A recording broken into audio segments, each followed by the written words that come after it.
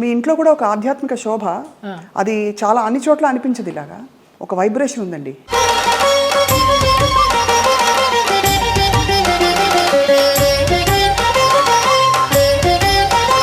ఇంట్లోకి రాగానే ఒక దేవాలయంలోకి వచ్చిన అనుభూతి అనేసి అంటారు. మీకు నచ్చినట్టు బతికారు దాదాపుగా. కరెక్టా? అవును. సీతమ్మ ఎవరి మాట వినదని, పోగొట్టుకున్నా సంపాదించిన ఎన్ని ఒడిదుడుకులు అయినా కూడా నేను ఎవరిని బ్లేమ్ చేసేందుకు లేదు.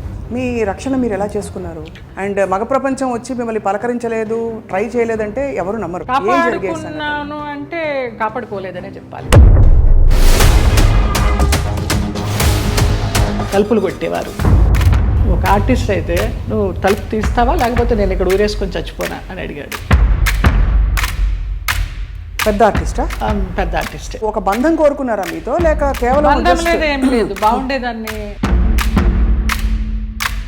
ఎలా తప్పించుకున్నారు? కొన్ని తప్పించుకున్నాను, కొన్ని తప్పించుకోలేకపోయాను.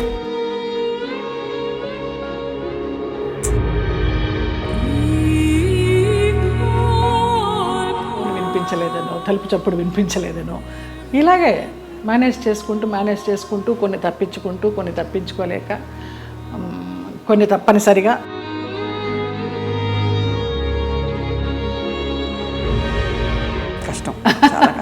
కష్టమని అనుకోలేదు. అంటే ఒకసారి పోయినా 100 సార్లు పోయినా పోయింది అంతే. నేను చెడిపోతే చెడిపోయాను, నా వాళ్ళు బాగుండాలి, నా వాళ్ళు బాగుండాలి. చాలా సున్నితమైన ఒక ప్రశ్న అండి ఇది. అడగచ్చు అడగకూడదు, కానీ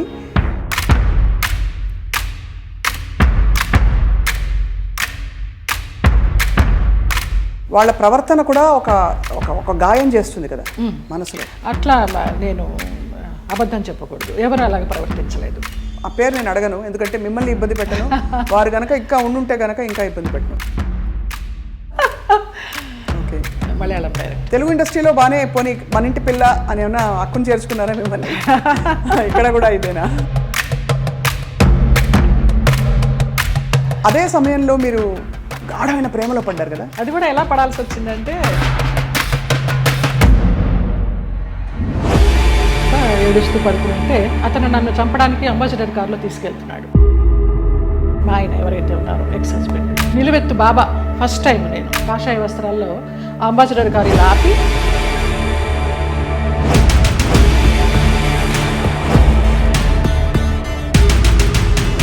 ఆ మన్నాడు పరుచూరు గోపాలకృష్ణ గారు, చలపతిరావు గారు వీళ్ళంతా మన విరుగంబాకం పోలీస్ స్టేషన్కి ఫోన్ చేసి ఇలాగ మా అమ్మాయి చిన్నప్పుడు యాక్సిడెంట్ అయ్యి పడిపోతే ఈ నడుము దగ్గర నుంచి చచ్చిపడిపోయింది అంటే, నాకు మళ్ళీ అతను లైన్లోకి వస్తే నేను నెలకి మెడిసిన్స్కి 5,000 రూపాయలు పంపించేదాన్ని. మీరు చెప్పే ఈ సంఘటనలు ఊహించుకుంటే కూడా, అంటే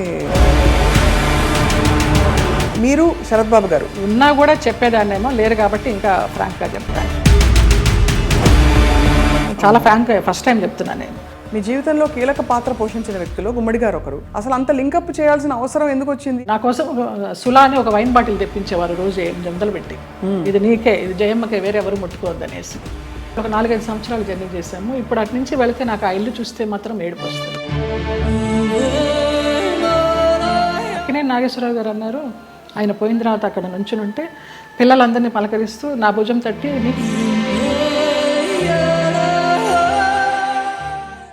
అందరికీ నమస్కారం, సాదర స్వాగతం. ఐ డ్రీమ్ మీడియా సగర్వంగా సమర్పిస్తున్న ప్రత్యేక కార్యక్రమం సిల్వర్ స్క్రీన్ లెజెండ్స్. బాహ్య సౌందర్యం తల్లిదండ్రుల వల్ల మనకు కలుగుతుంది. ఆత్మ సౌందర్యం భగవదేచ్ఛ. అలాగే మనసుని చాలా అందంగా ఉంచుకోవాలంటే అది ఖచ్చితంగా స్వయంకృతాపరాధం. అంటే మనసు అందంగా ఉంచాలంటే బోల్డంత సంస్కారం అవన్నీ కావాలి. మరి బాహ్య సౌందర్యంతో పాటు అంతః సౌందర్యం కలిగిన వ్యక్తుల్ని కలిసినప్పుడు చాలా చాలా ఆనందం కలుగుతుంది.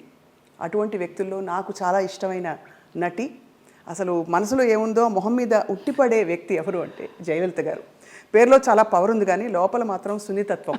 40 ఏళ్లుగా ఎన్నో పాత్రలు వేస్తూ బోరు కొట్టని బోరింగ్ పాప, జానాబెత్తల జానమ్మ, ఇలాంటి అద్భుతమైన క్యారెక్టర్స్తో మనందరినీ రంజింపచేశారు. కానీ మనసులో ఎప్పుడు ఏ కష్టం వచ్చినా ఇలా దాచుకున్నారు. నాట్య కళాకారిణిగా, నటిగా, అసలు జీవితాన్ని శోధిస్తున్న ఒక వ్యక్తిగా వారి ప్రయాణం గురించి వాళ్ళు తెలుసుకుందాం అద్భుతమైన ఈ కార్యక్రమంలో. నమస్కారం జయలలిత గారు. నమస్కారం స్వప్న. చాలా చాలా మనసుకు తృప్తిగా ఉంది. పరిచయం ఎంత అద్భుతంగా ఉందో, చాలా బాగా చేశారు. Thank you. నిజంగా మిమ్మల్ని చూసినప్పుడు అలాగే అనిపిస్తుంది. మీ కళ్ళు, మీ నవ్వు చాలా మనసులోంచి ఇలా వస్తుంది. ఎక్కడ నటన, ఊరికి ఏదో నవ్వాలి కదా అని ఎప్పుడు అనిపించదండి. ఇందాక మీరు అన్నారు కదా ఈశ్వరేచ్ఛ అని, అది అంతే, అదే నమ్ముతాను. మీ ఇంట్లో కూడా ఒక ఆధ్యాత్మిక శోభ, అది చాలా అన్ని చోట్ల అనిపించదు. ఇలాగా ఒక వైబ్రేషన్ ఉందండి అంటారమ్మా చాలా మంది ఇంటికి వచ్చిన వాళ్ళు. ఇంట్లోకి రాగానే ప్రశాంతత ఉంది, బయట చూస్తే ఏంటి ఇలాంటి ఫ్లాట్లో ఉంటుంది జయలలిత అనుకుంటాము, ఇంట్లోకి రాగానే ఒక దేవాలయంలోకి వచ్చిన అనుభూతి అనేసి అంటారు, అందరు అంటారు. ఆ నిశ్శబ్దం అసలు ధ్యానంలోకి వెళ్ళిపోవాలనిపించింది రాగానే. మీరు ఆధ్యాత్మికంగా కూడా ప్రయాణించారు కదా, అంటే ఇప్పుడు ప్రయాణిస్తున్నాను కూడా, అదే ఎందుకో మనసుకి హాయినిస్తోంది. ఇంకా ఈ ఆర్భాటాలు, ఈ అలంకారాలు, అలాంటి వాటన్నిటికీ దూరం అయ్యాననే చెప్పాలి. ఇంకా కొంచెం ఉంటుందేమో, దాన్ని కూడా దూరం చేయాలి. అది జయలలిత గారు చాలా ధైర్యంగా లైఫ్ని మీరు కొనసాగించారు, మీకు నచ్చినట్టు బతికారు దాదాపుగా. కరెక్టా? అవును. నిజమా? సీతమ్మ ఎవరి మాట వినదని. సీతమ్మ ఎవరి మాట వినదు. పోగొట్టుకున్న, సంపాదించిన ఎన్ని ఒడిదుడుకులు అయినా కూడా స్వయం కృతాపరాధం మీరు అన్నట్టు. నాకు నేను ఎవరిని బ్లేమ్ చేసేందుకు లేదు. మీ అసలు పేరు జయలలితేనండి? లలిత. లలిత. మరి జయలలిత అనేది జయ తర్వాత కలిసింది కదా? కలిసిందంటే నాకు ఊహ తెలిసిన తర్వాత నేను చూసిన ఫస్ట్ మూవీ కథానాయకుడు ఎన్టీ రామారావు గారు, జయలలిత గారు. ఆ సినిమా చూసిన తర్వాత 6 సంవత్సరాలప్పుడు నాన్న, అప్పుడు బడులు అనేవారు కదా, స్కూళ్ళు కదా, బడిలోకి జాయిన్ చేయడానికి వెళ్ళినప్పుడు మాస్టర్ గారు ఏంటమ్మా పేరు అన్నప్పుడు నాన్న లలిత అని చెప్పబోతుంటే నేను జయలలిత అని చెప్పేసా. అది యాదృచ్ఛికం, తెలీదు. ఆ సంఘటన ఒకటే గుర్తుంది కానీ ఎందుకు చెప్పానో తెలియదు, జయలలిత అని చెప్పేసా. అప్పటి నుంచి జయలలిత. జయలలిత అనగానే ఆవిడ పవర్ఫుల్ జయలలిత గారే గుర్తొస్తారు. కానీ ఇక్కడ తెలుగునాట మీరు అంటే మీ ఏం చెప్పాలి, వర్చస్సు, ఒక అందం, ఒక గ్రేస్ ఏదైతే ఉందో, ఆ జయలలిత గారికి ఈ జయలలిత గారికి పోలిక పడతారు. మీరు నమ్మచ్చు నమ్మకపోవచ్చు, అతిశయోక్తి అనుకోవచ్చు. మొన్న నేను కేరళ ఒక ఆయుర్వేదం ట్రీట్మెంట్కి వెళ్తే డీటాక్స్కి, అక్కడ వాళ్ళందరూ అన్నారు ఆ జయలలిత మీరు ఒకలాగానే ఉన్నారమ్మా అనేసి. ఫస్ట్ టైం ఆ గ్రూప్ అంతా అన్నారు. జయలలిత గారు, మీరు నాట్య కళాకారునిగా మీ అభ్యాసం మొదలుపెట్టినప్పుడు అప్పుడు మీ మనసులో ఏముండేది? తల్లిదండ్రులు చెప్పి మంచి డాన్సర్ అవ్వాలనుకునేవారా, లేదు అందరి ఇళ్లలో నేర్చుకుందాం? అసలు నా నాట్యాభ్యాసం ఎలాగా మొదలైందంటే అక్కకి నేర్పిస్తున్నారు. అక్కకి నేర్పిస్తున్నప్పుడు నేను చూస్తూ నేను కూడా నేర్చుకుంటాను అని ఏడ్చాను 5 సంవత్సరాలు. అప్పుడు అమ్మ అన్నారు, ఇంకా నీకు అవగాహన లేదు, కొంచెం వయసు రావాలి, వచ్చిన తర్వాత నువ్వు నేర్చుకుందావు అంటే మా మాస్టర్ గారు అమ్మాయిలో ఉన్న జిజ్ఞాస చాలా నచ్చిందమ్మా నాకు. అంత వయసు అప్పుడు ఎవరికి కళల పట్ల ఆసక్తి ఉండదు, ఈ అమ్మాయికి ఏదో పూర్వజన్మ వాసన ఉంది, నేను నేర్పిస్తాను, మీకెందుకు, మీరు కంగారు పడకండి అని. నేను ఏడిస్తే నేర్చుకుంటానని అట్లా నేర్పించారు. ఇంకా అది నాకు నరనరాల్లో అలాగా ఉండిపోయింది. ఒక పెద్ద నాట్య కళాకారిని అవుదామని, ఒక పద్మా సుబ్రహ్మణ్యం గారి లాగా లైఫ్లో పెళ్ళి అనేది ఏమి చేసుకోకుండా అలా ఉందామని అనుకున్నాను. బట్ నాన్నకి జర్నలిస్ట్ అవడం వల్ల, సినిమా వాళ్ళతో సంబంధాలు ఉండడం వల్ల, మీ అమ్మాయి బాగుంది, కలర్ అది, హైటు అది బాగుంది అంటే ఆ అమ్మాయిని హీరోయిన్ చేయాలి అనేసి, ఎన్ని పెళ్లి సంబంధాలు వచ్చినా కూడా వద్దు, మా అమ్మాయి అయితే పెళ్లి మంచి హీరోయిన్ అవ్వాలి, లేకపోతే డాన్సర్ అవ్వాలని ఆయన అలాగా కలలుగా అన్నారు. ఆయన కోరిక ప్రకారం ఆర్టిస్ట్ అవ్వాల్సి వచ్చింది. నా కోరిక అయితే మంచి డాన్సర్ అవ్వాలని. కానీ ఏ రోజు సంసారంలో సుఖపడాలి, ఇలాగా అంటే సెటిల్ అయిపోవాలి అనే ఆలోచన అనిపించలేదు? ఏదో ఒక స్పెషల్ అని, ఏదో మొత్తానికి ఏదో ఒక గోల్ పెట్టుకున్నాను, వాళ్ళలాగా అవ్వాలి, వీళ్ళలాగా అవ్వాలని. ఏమి అవ్వలేకపోయినాను, నేను నాలాగానే ఉన్నా. మీరు మీలాగా ఉంటూ అన్ని ఎక్స్ప్రెస్ చేసి ఇప్పుడు మీ చక్కగా మంచి టైంలో ఇప్పుడు మీరు అంతఃప్రయాణం అంటారు కదా, ఆ ప్రయాణం కొనసాగిస్తారు. అంతర్ముఖంగా ప్రయాణం చేస్తున్నాను. బాగా చెప్పారు. ఎంతవరకు నేర్చుకున్నా జయలలిత గారు మీరు నాట్యం? ఆల్మోస్ట్ డిప్లొమా అంతా అయిపోయిందమ్మా. డిప్లొమా అయిన తర్వాత ఏదో ఎంఏకి కట్టాలని అనుకుంటున్నప్పుడు మూవీ వచ్చింది, నాన్న వాళ్ళ ఫ్రెండ్స్ ఈ పోరాటం మార్పు కోసమని. ఇంకా ఆంధ్ర నాట్యం కూడా నేర్చుకోవాలని నటరాజ రామకృష్ణ గారి దగ్గర 1 year పేయింగ్ గెస్ట్గా ఉండి నేర్చుకున్నాను నేను. ఆ టైంలో నాన్న వచ్చి మా ఫ్రెండ్స్ సినిమా తీస్తున్నారు, అందులో హీరోయిన్కి డాన్సర్ అయి ఉండాలి, క్లాసికల్ డాన్సర్, నువ్వు నువ్వు చెయ్యాలి అనేసి అన్నారు. ఇంకా రూమ్లోకి వెళ్ళిపోయి గడిపెట్టేసుకుని ఏడుస్తూ కూర్చున్నాను. నేను డాన్స్ అవ్వాలనుకుంటే నన్ను సినిమాల్లోకి చేర్చడం ఏంటి, వెళ్ళనని.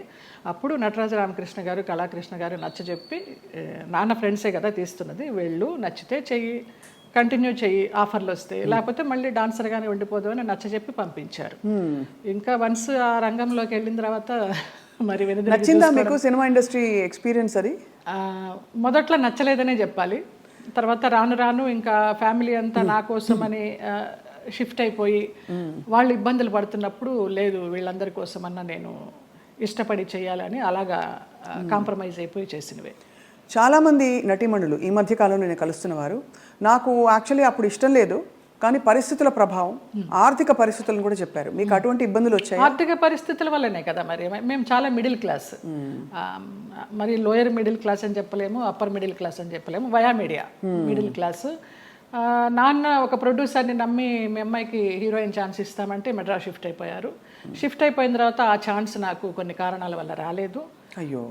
రానప్పుడు ఇంకేం చేయాలి, ఇంతమందితో వచ్చిన క్యారెక్టర్స్ చేసుకుంటూ పోదామని ఒక గైడెన్స్ లేకుండా, ఒక గాడ్ ఫాదర్ అనేవారు లేకుండా ఏ క్యారెక్టర్ వస్తే ఆ క్యారెక్టర్ చేశా. ఫ్యామిలీ గెట్ ఆన్ అవ్వాలి ఫస్ట్. కానీ నిజానికి మీరు కథానాయికగానే మొదలు పెట్టారు కదా? అవును, ఈ పోరాట మార్పు కోసం కథానాయిక. అవును, బట్ ఆ తర్వాత మీరు అనేది హీరోయిన్ క్యారెక్టర్స్ రాలేదు, ఏమీ రాలేదు. ఆ సినిమా ఏదైతే వస్తుందనుకున్నానో అది పోయింది. ఆ సినిమా టైంలో ఈ పోరాట మార్పు కోసం సినిమా టైంలో సాంగ్స్ కోసం విజయ గార్డెన్స్కి వెళ్ళినప్పుడు ఆ ప్రొడ్యూసర్స్ చూడడము, హీరోయిన్ ఛాన్స్ ఇస్తామనడము, మెయిన్ క్యారెక్టర్ వాళ్ళు ఇవ్వకపోవడం, మెడ్రాస్ షిఫ్ట్ చేసి. అదే టైంలో నానా మలయాళం మ్యాగజైన్ వాళ్ళు నన్ను చూసి బాగుంది అమ్మాయి మలయాళానికి హీరోయిన్గా పనికొస్తుంది అనేసి వాళ్ళు నానా మ్యాగజైన్లో ఇంటర్వ్యూ తీసుకోవడము, అలాగా మలయాళం మూవీస్కి వెళ్ళడం జరిగిందనమాట. మలయాళం మూవీస్లో మరి చేస్తూ అంత మంచి ఇండస్ట్రీ కదా మలయాళం ఇండస్ట్రీ, మరి అక్కడ మీకు ఎక్కువ నిలదొక్కుని ఇప్పుడు ఎలా అయితే సూపర్ స్టార్స్ మనకు ఉంటారు అలాంటి అవకాశాలు రాక, లేకపోతే మీరు ఏదొచ్చినా పర్లేదు అని ఒక? అలా కూడా కాదు. మలయాళంలో ఫస్ట్ నేను చేసింది ఉప్పు మూవీ, ముస్లిం సబ్జెక్ట్, తల్లి కూతురు నేనే, జ్యువెల్ రోలు. నాకు దానికి Kerala best actress state award కూడా వచ్చింది. అవును అవును. తర్వాత ఐవిశశి గారు అప్రోచ్ అయ్యారు. అప్రోచ్ అయితే మంచి డైరెక్టర్. అప్పుడు అంటే తెలియదు మనకి ఎలా ఉంటుంది, ఊరికే అవుట్లైన్ చెప్తారు కానివ్వండి, మంచి గ్లామర్ రోలు, కమల్ హాసన్ గారి పక్కన అనేసరికి చాలా ఆనందంగా ఉంటాం కదా. ఫస్ట్లోనే కమల్ హాసన్ గారి పక్కన ఉలగ నాయగన్ ఆయన పక్కన వచ్చింది అని. ఆ ముగ్గురు హీరోయిన్లు శోభన, గీత, నువ్వు అని చెప్పారు. ఓకే అనేసి ఒప్పేసుకున్నాను. అది కట్ చేస్తే విలన్ వైఫ్ వ్యాంపిష్. దాని తర్వాత రామానాయుడు గారు ఇంద్రుడు చంద్రుడిలో కమల్ హాసన్ గారి సెక్రటరీగా ఎవరు బాగుంటారంటే కమల్ హాసన్ గారు నన్ను రికమెండ్ చేశారు. అమ్మాయి ఎవరో చేసింది జయలలిత, చాలా బాగుంది, ఆ అమ్మాయిని పెట్టండి అని. అలాగే ఇంద్రుడు చంద్రుడిలో కూడా ఒక టైప్ ఆఫ్ వ్యాంప్. అలా అలా కంటిన్యూ అయిపోయినాయి. కానీ శృతిలయల్లో ఒక పాంచాలి క్యారెక్టర్ కానీ, రాజశేఖర్ని మాయ చేసి అతని చేత ప్రోగ్రామ్స్ ఇప్పించి కమిషన్లు అవి తీసుకుని ఆ టచ్ ఉన్నవే వచ్చినాయి అన్నీ నాకు. ఒకలా చూస్తే దానికి ఒక ప్రత్యేక స్థానం ఉంది, అదేం తక్కువని కాదు. కానీ కాదు, అప్పట్లో కాలంలో ఎల్ విజయలక్ష్మి గారు వాళ్ళు ఎంత బాగా చేసేవారు అది. కానీ అది స్వర్ణయుగం, దానికి తగ్గట్టుగా వాళ్ళు అంత ఎలివేట్ అయ్యారు. ఇంకా కొంచెం కొంచెం రాను రాను వెండి యుగాలు, ఈ రాగి యుగాలు ఇవన్నీ వచ్చేసరికి అప్పుడు వాళ్ళు డాన్సర్స్ చేసిన, వ్యాంప్ చేసిన, హీరోయిన్స్ చేశారు, అన్నీ చేశారు. ఆ డైరెక్టర్స్ అంత క్రియేటివిటీ ఉన్న డైరెక్టర్స్ ఇప్పుడు వాళ్ళు కాదని చెప్పడం లేదు. వాళ్ళు ధైర్యం చేసి అన్ని రకాల క్యారెక్టర్లు ఇచ్చేవారు ఒక ఆర్టిస్ట్కి. గిరిజ గారు మామూలుగా కమెడియన్ చేసి నాగేశ్వరరావు గారి పక్కన హీరోయిన్ చేయలేదా? అలా మా తరానికి వచ్చేసరికి వ్యాంప్ అంటే వ్యాంపే, చెల్లెలంటే చెల్లెలే, అలాగైపోయింది. సరే ఏదో ఒకటి, మనకి కళారంగం మనల్ని ఆదరించింది, అభిమానంగా పిలుస్తున్నారు, మన కుటుంబాన్ని పోషిస్తోంది అనే ఒక సద్బుద్ధితోనూ ఒక మంచితనంతోనే గెట్ ఆన్ అవుట్ వచ్చి, అంటే దాదాపు జీవితం నిర్ణయించిన విషయాలని మీరు స్వీకరిస్తూ ఒక నదిలా ప్రవహిస్తూ వచ్చేసారు. అంతే. అది కొంచెం మెచ్యూరిటీ వచ్చిన తర్వాత ఇంకా ఇది కర్మ సిద్ధాంతాన్ని నమ్మడం అలవాటు చేసుకున్న తర్వాత మనకి ఏది ప్రాప్తమో అదే, ఏది రావాలో అదే వస్తుంది, ఎప్పుడు రావాలో అప్పుడే వస్తుంది అన్న తర్వాత మనసుకి చాలా ప్రశాంతంగా హాయిగా ఉంది. ఇంత అందమైన జయలలిత గారు అప్పుడు ఒక అమ్మాయి, అఫ్కోర్స్ నాన్నగారికి పరిచయాలు ఉన్నప్పటికీ కూడా ప్రతి చోటికి నాన్నగారు రాలేరు కదా, మీ రక్షణ మీరు ఎలా చేసుకున్నారు? చుట్టూ ఉంటే మగ ప్రపంచం, అండ్ మగ ప్రపంచం వచ్చి మిమ్మల్ని పలకరించలేదు, ట్రై చేయలేదంటే ఎవరు నమ్మరు. అవును అవును, అంటే అది జగమెరిగిన సత్యం. అలా అని వాళ్ళని ఏం అండలేదు. బట్ ఈ ప్రపంచంలో ఎలా మీరు మిమ్మల్ని మీరు కాపాడుకున్నారు? కాపాడుకున్నాను అంటే కాపాడుకోలేదనే చెప్పాలి. కాపాడుకోలేదు, ఎందుకు అబద్ధం చెప్పడం. పరిస్థితులకు అనుగుణంగా వెళ్ళాను, అందువల్ల నేను పెద్ద ఇబ్బందులు ఏమీ ఎదుర్కోలేదు. కొంచెం ఫ్రెండ్లీగానే మూవ్ అవుతూ, నవ్వేస్తూ. అది వరకు ల్యాండ్ లైన్లు ఉండేవి, ఫోన్లు, ల్యాండ్ లైన్ తీసి పక్కన పెట్టేసేవాళ్ళం. అవుట్డోర్ వెళ్తే తలుపులు కొట్టేవారు. ఒక ఆర్టిస్ట్ అయితే నువ్వు తలుపు తీస్తావా లేకపోతే నేను ఇక్కడ ఊరేసుకొని చచ్చిపోనా అని అడిగాడు. పెద్ద ఆర్టిస్టా? పెద్ద ఆర్టిస్టే ఒక కాలంలో. అంటే ఎందుకు అడుగుతున్నానంటేనండి, మరి అది వాళ్ళు ఒక బంధం కోరుకున్నారా మీతో, లేక కేవలం బంధం లేదు, ఏం లేదు, బాగుండేదాన్ని, యంగ్లో ఉన్నాను, మంచి పర్సనాలిటీ, వ్యాంప్ క్యారెక్టర్లు వేస్తున్నాను, కూడా అదే అయి ఉండొచ్చు అనే ఒక అపోహ. ఎలా తప్పించుకున్నారు? కొన్ని తప్పించుకున్నాను, కొన్ని తప్పించుకోలేకపోయాను. తప్పలేదు. అంటే మీరు నిర్ణయం తీసుకుని ఎవరైనా ఒక నిర్ణయం తీసుకుని ఇలా ఉండాలని ఉంటే అది వాళ్ళ ఇష్టం, అది కానీ అయిష్టంగా బలవంతంగా గనక ఏ పరిస్థితిలోకి వెళ్ళినా కూడా అది బడి కావచ్చు, ఇంకోటి కావచ్చు, ఇటువంటి ఒక చాలా కష్టం కదండి. ఒకసారి అలాగే ఒక డైరెక్టర్ని రిజెక్ట్ చేశాను అనేసి అతను ఆ క్యారెక్టర్ కట్ చేసి పంపించేశారు. పర్లేదు అనుకున్నాను. అలా కూడా జరిగిన సందర్భాలు. ఆ రోజుల్లో ఎలా ఉండేది జయలలిత గారు మీకు? అంటే మనసులో ఇలా జరుగుతోందని ముందే తెలుసా? వాళ్ళు తలుపులు కొట్టేటప్పుడు భయం వేసేదా, లేకపోతే తెలుసు ఎలా తప్పించుకోవాలనే ఆలోచన తప్పించి ఆ భయాలు అవేమీ లేవు. తలుపులు బద్దలు కట్టలేరు. మన్నాడు ఏమన్నా అడిగినప్పుడు ఏదో దాటేస్తాం, ఏదో ఒక రీజన్ చెప్తాం. అవునా, నిద్ర పట్టేసింది, ఫోన్ వినిపించలేదనో, తలుపు చప్పుడు వినిపించలేదనో, ఇలాగే మేనేజ్ చేసుకుంటూ కొన్ని తప్పించుకుంటూ, కొన్ని తప్పించుకోలేక, కొన్ని తప్పనిసరిగా. కష్టం, చాలా కష్టం. అయితే కష్టమని అనుకోలేదు. అంటే ఒకసారి పోయినా 100 సార్లు పోయినా పోయింది అంతే. ఇక మనకేం అది ఫీలింగ్ ఉండదు. అంటే కరెక్టేలేండి మీరు అన్నట్టు. అంటే ఆ టైంకి మీరు ప్రాక్టికల్గా సమాధాన పడిపోయారు అంతే దానికి. అంతే. ఒకటే ఏమో, నా వాళ్ళు బాగుండాలి. ఎలాగో వచ్చాను, నేను చెడిపోతే చెడిపోయాను, నా వాళ్ళు బాగుండాలి, అంతే. ఆ మంచి మనసుతోనే వచ్చాను కాబట్టి ఇప్పటికీ నన్ను భగవంతుడు ఈ రకంగా చూస్తున్నాడు 40 years ఇండస్ట్రీలో అని ఒక నమ్మకం. ఇప్పుడు అందరూ బాగున్నారు. చాలా సున్నితమైన ఒక ప్రశ్న అండి ఇది, అడగచ్చు అడగకూడదు, కానీ ఈ సోకాల్డ్ ప్రముఖులు వాళ్ళు వీళ్ళు మిమ్మల్ని ఇలాగా ఇబ్బంది పెట్టి, సరే వాటెవర్ ట్రై చేసి అది బలవంతంగా మీరు తలొగ్గినప్పుడు గౌరవం ఉంటుందా, లేకపోతే కేవలం జస్ట్ వాళ్ళ వాళ్ళ వాళ్ళ ఇంకా పైశాచికత్వం? కానీ పైశాచికత్వం ఏమీ ఉండదు, గౌరవం ఉండదమ్మా. Just matter of fact, need అంతే. రెండు ఉండవు, అది మరీ పీక్ ఉండదు. కానీ అంటే ఎందుకు అడుగుతున్నానంటేనండి, ఆ టైంలో వాళ్ళ ప్రవర్తన కూడా ఒక గాయం చేస్తుంది కదా మనసులో. అట్లా నేను అబద్ధం చెప్పకూడదు, ఎవరు అలాగ ప్రవర్తించలేదు. పైశాచికము లేదు, ప్రేమ లేదు. ప్రేమ అసలు ఉండదు. ఒప్పుకొని వెళ్ళాము, అంతవరకు. వాళ్ళ నీడ్ అయిపోయింది, వచ్చాము. తర్వాత ఎలా ఉండేవారు వీళ్ళందరూ? బాగానే ఉండేది మామూలుగా. షార్ట్ అంటే షార్టే, అంతే. సో అది అలాగా ఒక ప్రొఫెషనల్ సిస్టంలో దాదాపు ప్రతి హీరోయిన్కి, ప్రతి అందమైన నటికి ఇది సర్వసాధారణమైపోయిన పరిస్థితులు వచ్చాయి అనే ఒక బాధతో తప్ప మరీ మిమ్మల్ని ప్రోబ్ చేసి ఇబ్బంది పెట్టాలని కాదు జయలలిత గారు. అయ్యో లేదమ్మా. ఎందుకు అది నామ్ అయిపోవాలి, ఎందుకు ఒక బెంచ్ మార్క్ అయిపోవాలి అని అంటే, మనం ఈరోజు అనేక కమిటీలు పెట్టడాలు, ఇండస్ట్రీ ఇతర వర్క్ ప్లేసెస్లో వేధింపుల కమిటీ ఉండాలని చెప్పి, అంటే వేధింపులని వ్యతిరేకించే కమిటీలు. బై గాడ్స్ గ్రేస్ మాకు అట్లాంటి వేధింపులు ఏం లేవు, కానీ తప్పలేదు.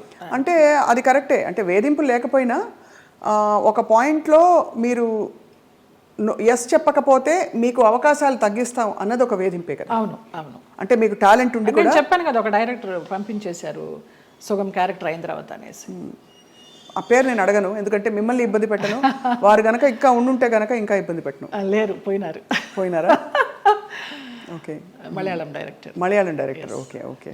తెలుగు ఇండస్ట్రీలో బాగానే పోనీ మన ఇంటి పిల్ల అని ఏమన్నా అక్కును చేర్చుకున్నారా మిమ్మల్ని? ఇక్కడ కూడా ఇదేనా? అక్కున చేర్చుకోలేదు, చీకొట్టలేదు. రైట్. అదే సమయంలో మీరు గాఢమైన ప్రేమలో పడ్డారు కదా? అవునమ్మా. మలయాళం డైరెక్టర్. అది కూడా ఎలా పడాల్సి వచ్చిందంటే, నేను డేట్స్ ఇచ్చినప్పుడు నాన్న నాకు తెలియకుండా వేరే క్రాస్ బెల్ట్ మణి అని మన హీరోయిన్ మీనా వాళ్ళ మేనమామ, ఆయన కూడా ఒక కాలంలో ఒక ఈ సి గ్రేడ్ టైప్ ఆఫ్ మూవీస్కి మంచి పెట్టింది పేరు ఆయన. నేను చేసే సినిమాలు కూడా సి గ్రేడ్ సినిమాలే అప్పుడు, బీసీ గ్రేడ్. మీరు అంత ఓపెన్గా సి గ్రేడ్ సినిమాలు చేశానని చెప్తున్నారు కదా, అది ముచ్చటేసని చూసి ఎంత నిజాయితీగా చెప్తున్నారని చెప్పండి మ్యామ్. ఆ టైంలో నాన్న వాళ్ళకి ఇచ్చారు, నేను వీళ్ళకి ఇచ్చాను. అప్పుడు ఆ లొకేషన్కి వచ్చి ఆయన రౌడీయిజం చేయపోయినారు, క్రాస్ బెల్ట్ మని. అప్పుడు ఇతను నేను భయపడి ఏడుస్తుంటే నన్ను ఒక రూమ్లో ఉంచి నీకెందుకు, నేను ఉన్నాను కదా, నేను సమాధానం చెప్పి పంపిస్తాను, వాళ్ళు మాకు చుట్టాలి అన్నట్టుగా అలాగే పంపించేసరికి అబ్బా నా లైఫ్ని సేవ్ చేసి అతను దొరికాడు అన్నట్టుగా బ్లైండ్గా పడిపోయినా ప్రేమలో.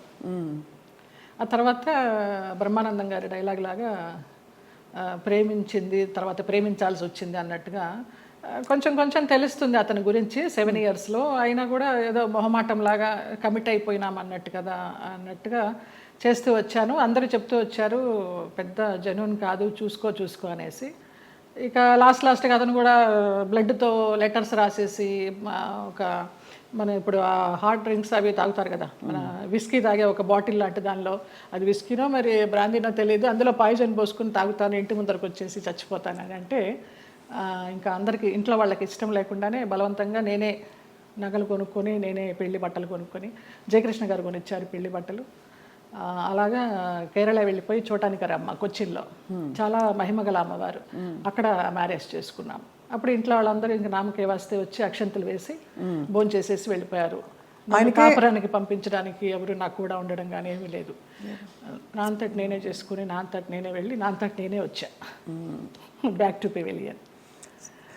ఆ టైంలో జయలలిత గారు ఆయనకి మళ్ళీ అంటే ఆయనకి మొదటి పెళ్ళే కదా ఆయనకి ఇద్దరికి అంటే మీకు కాలేదు, వివాహం కాలేదు, బట్ ఆయనకు కూడా ఏమి. అవును.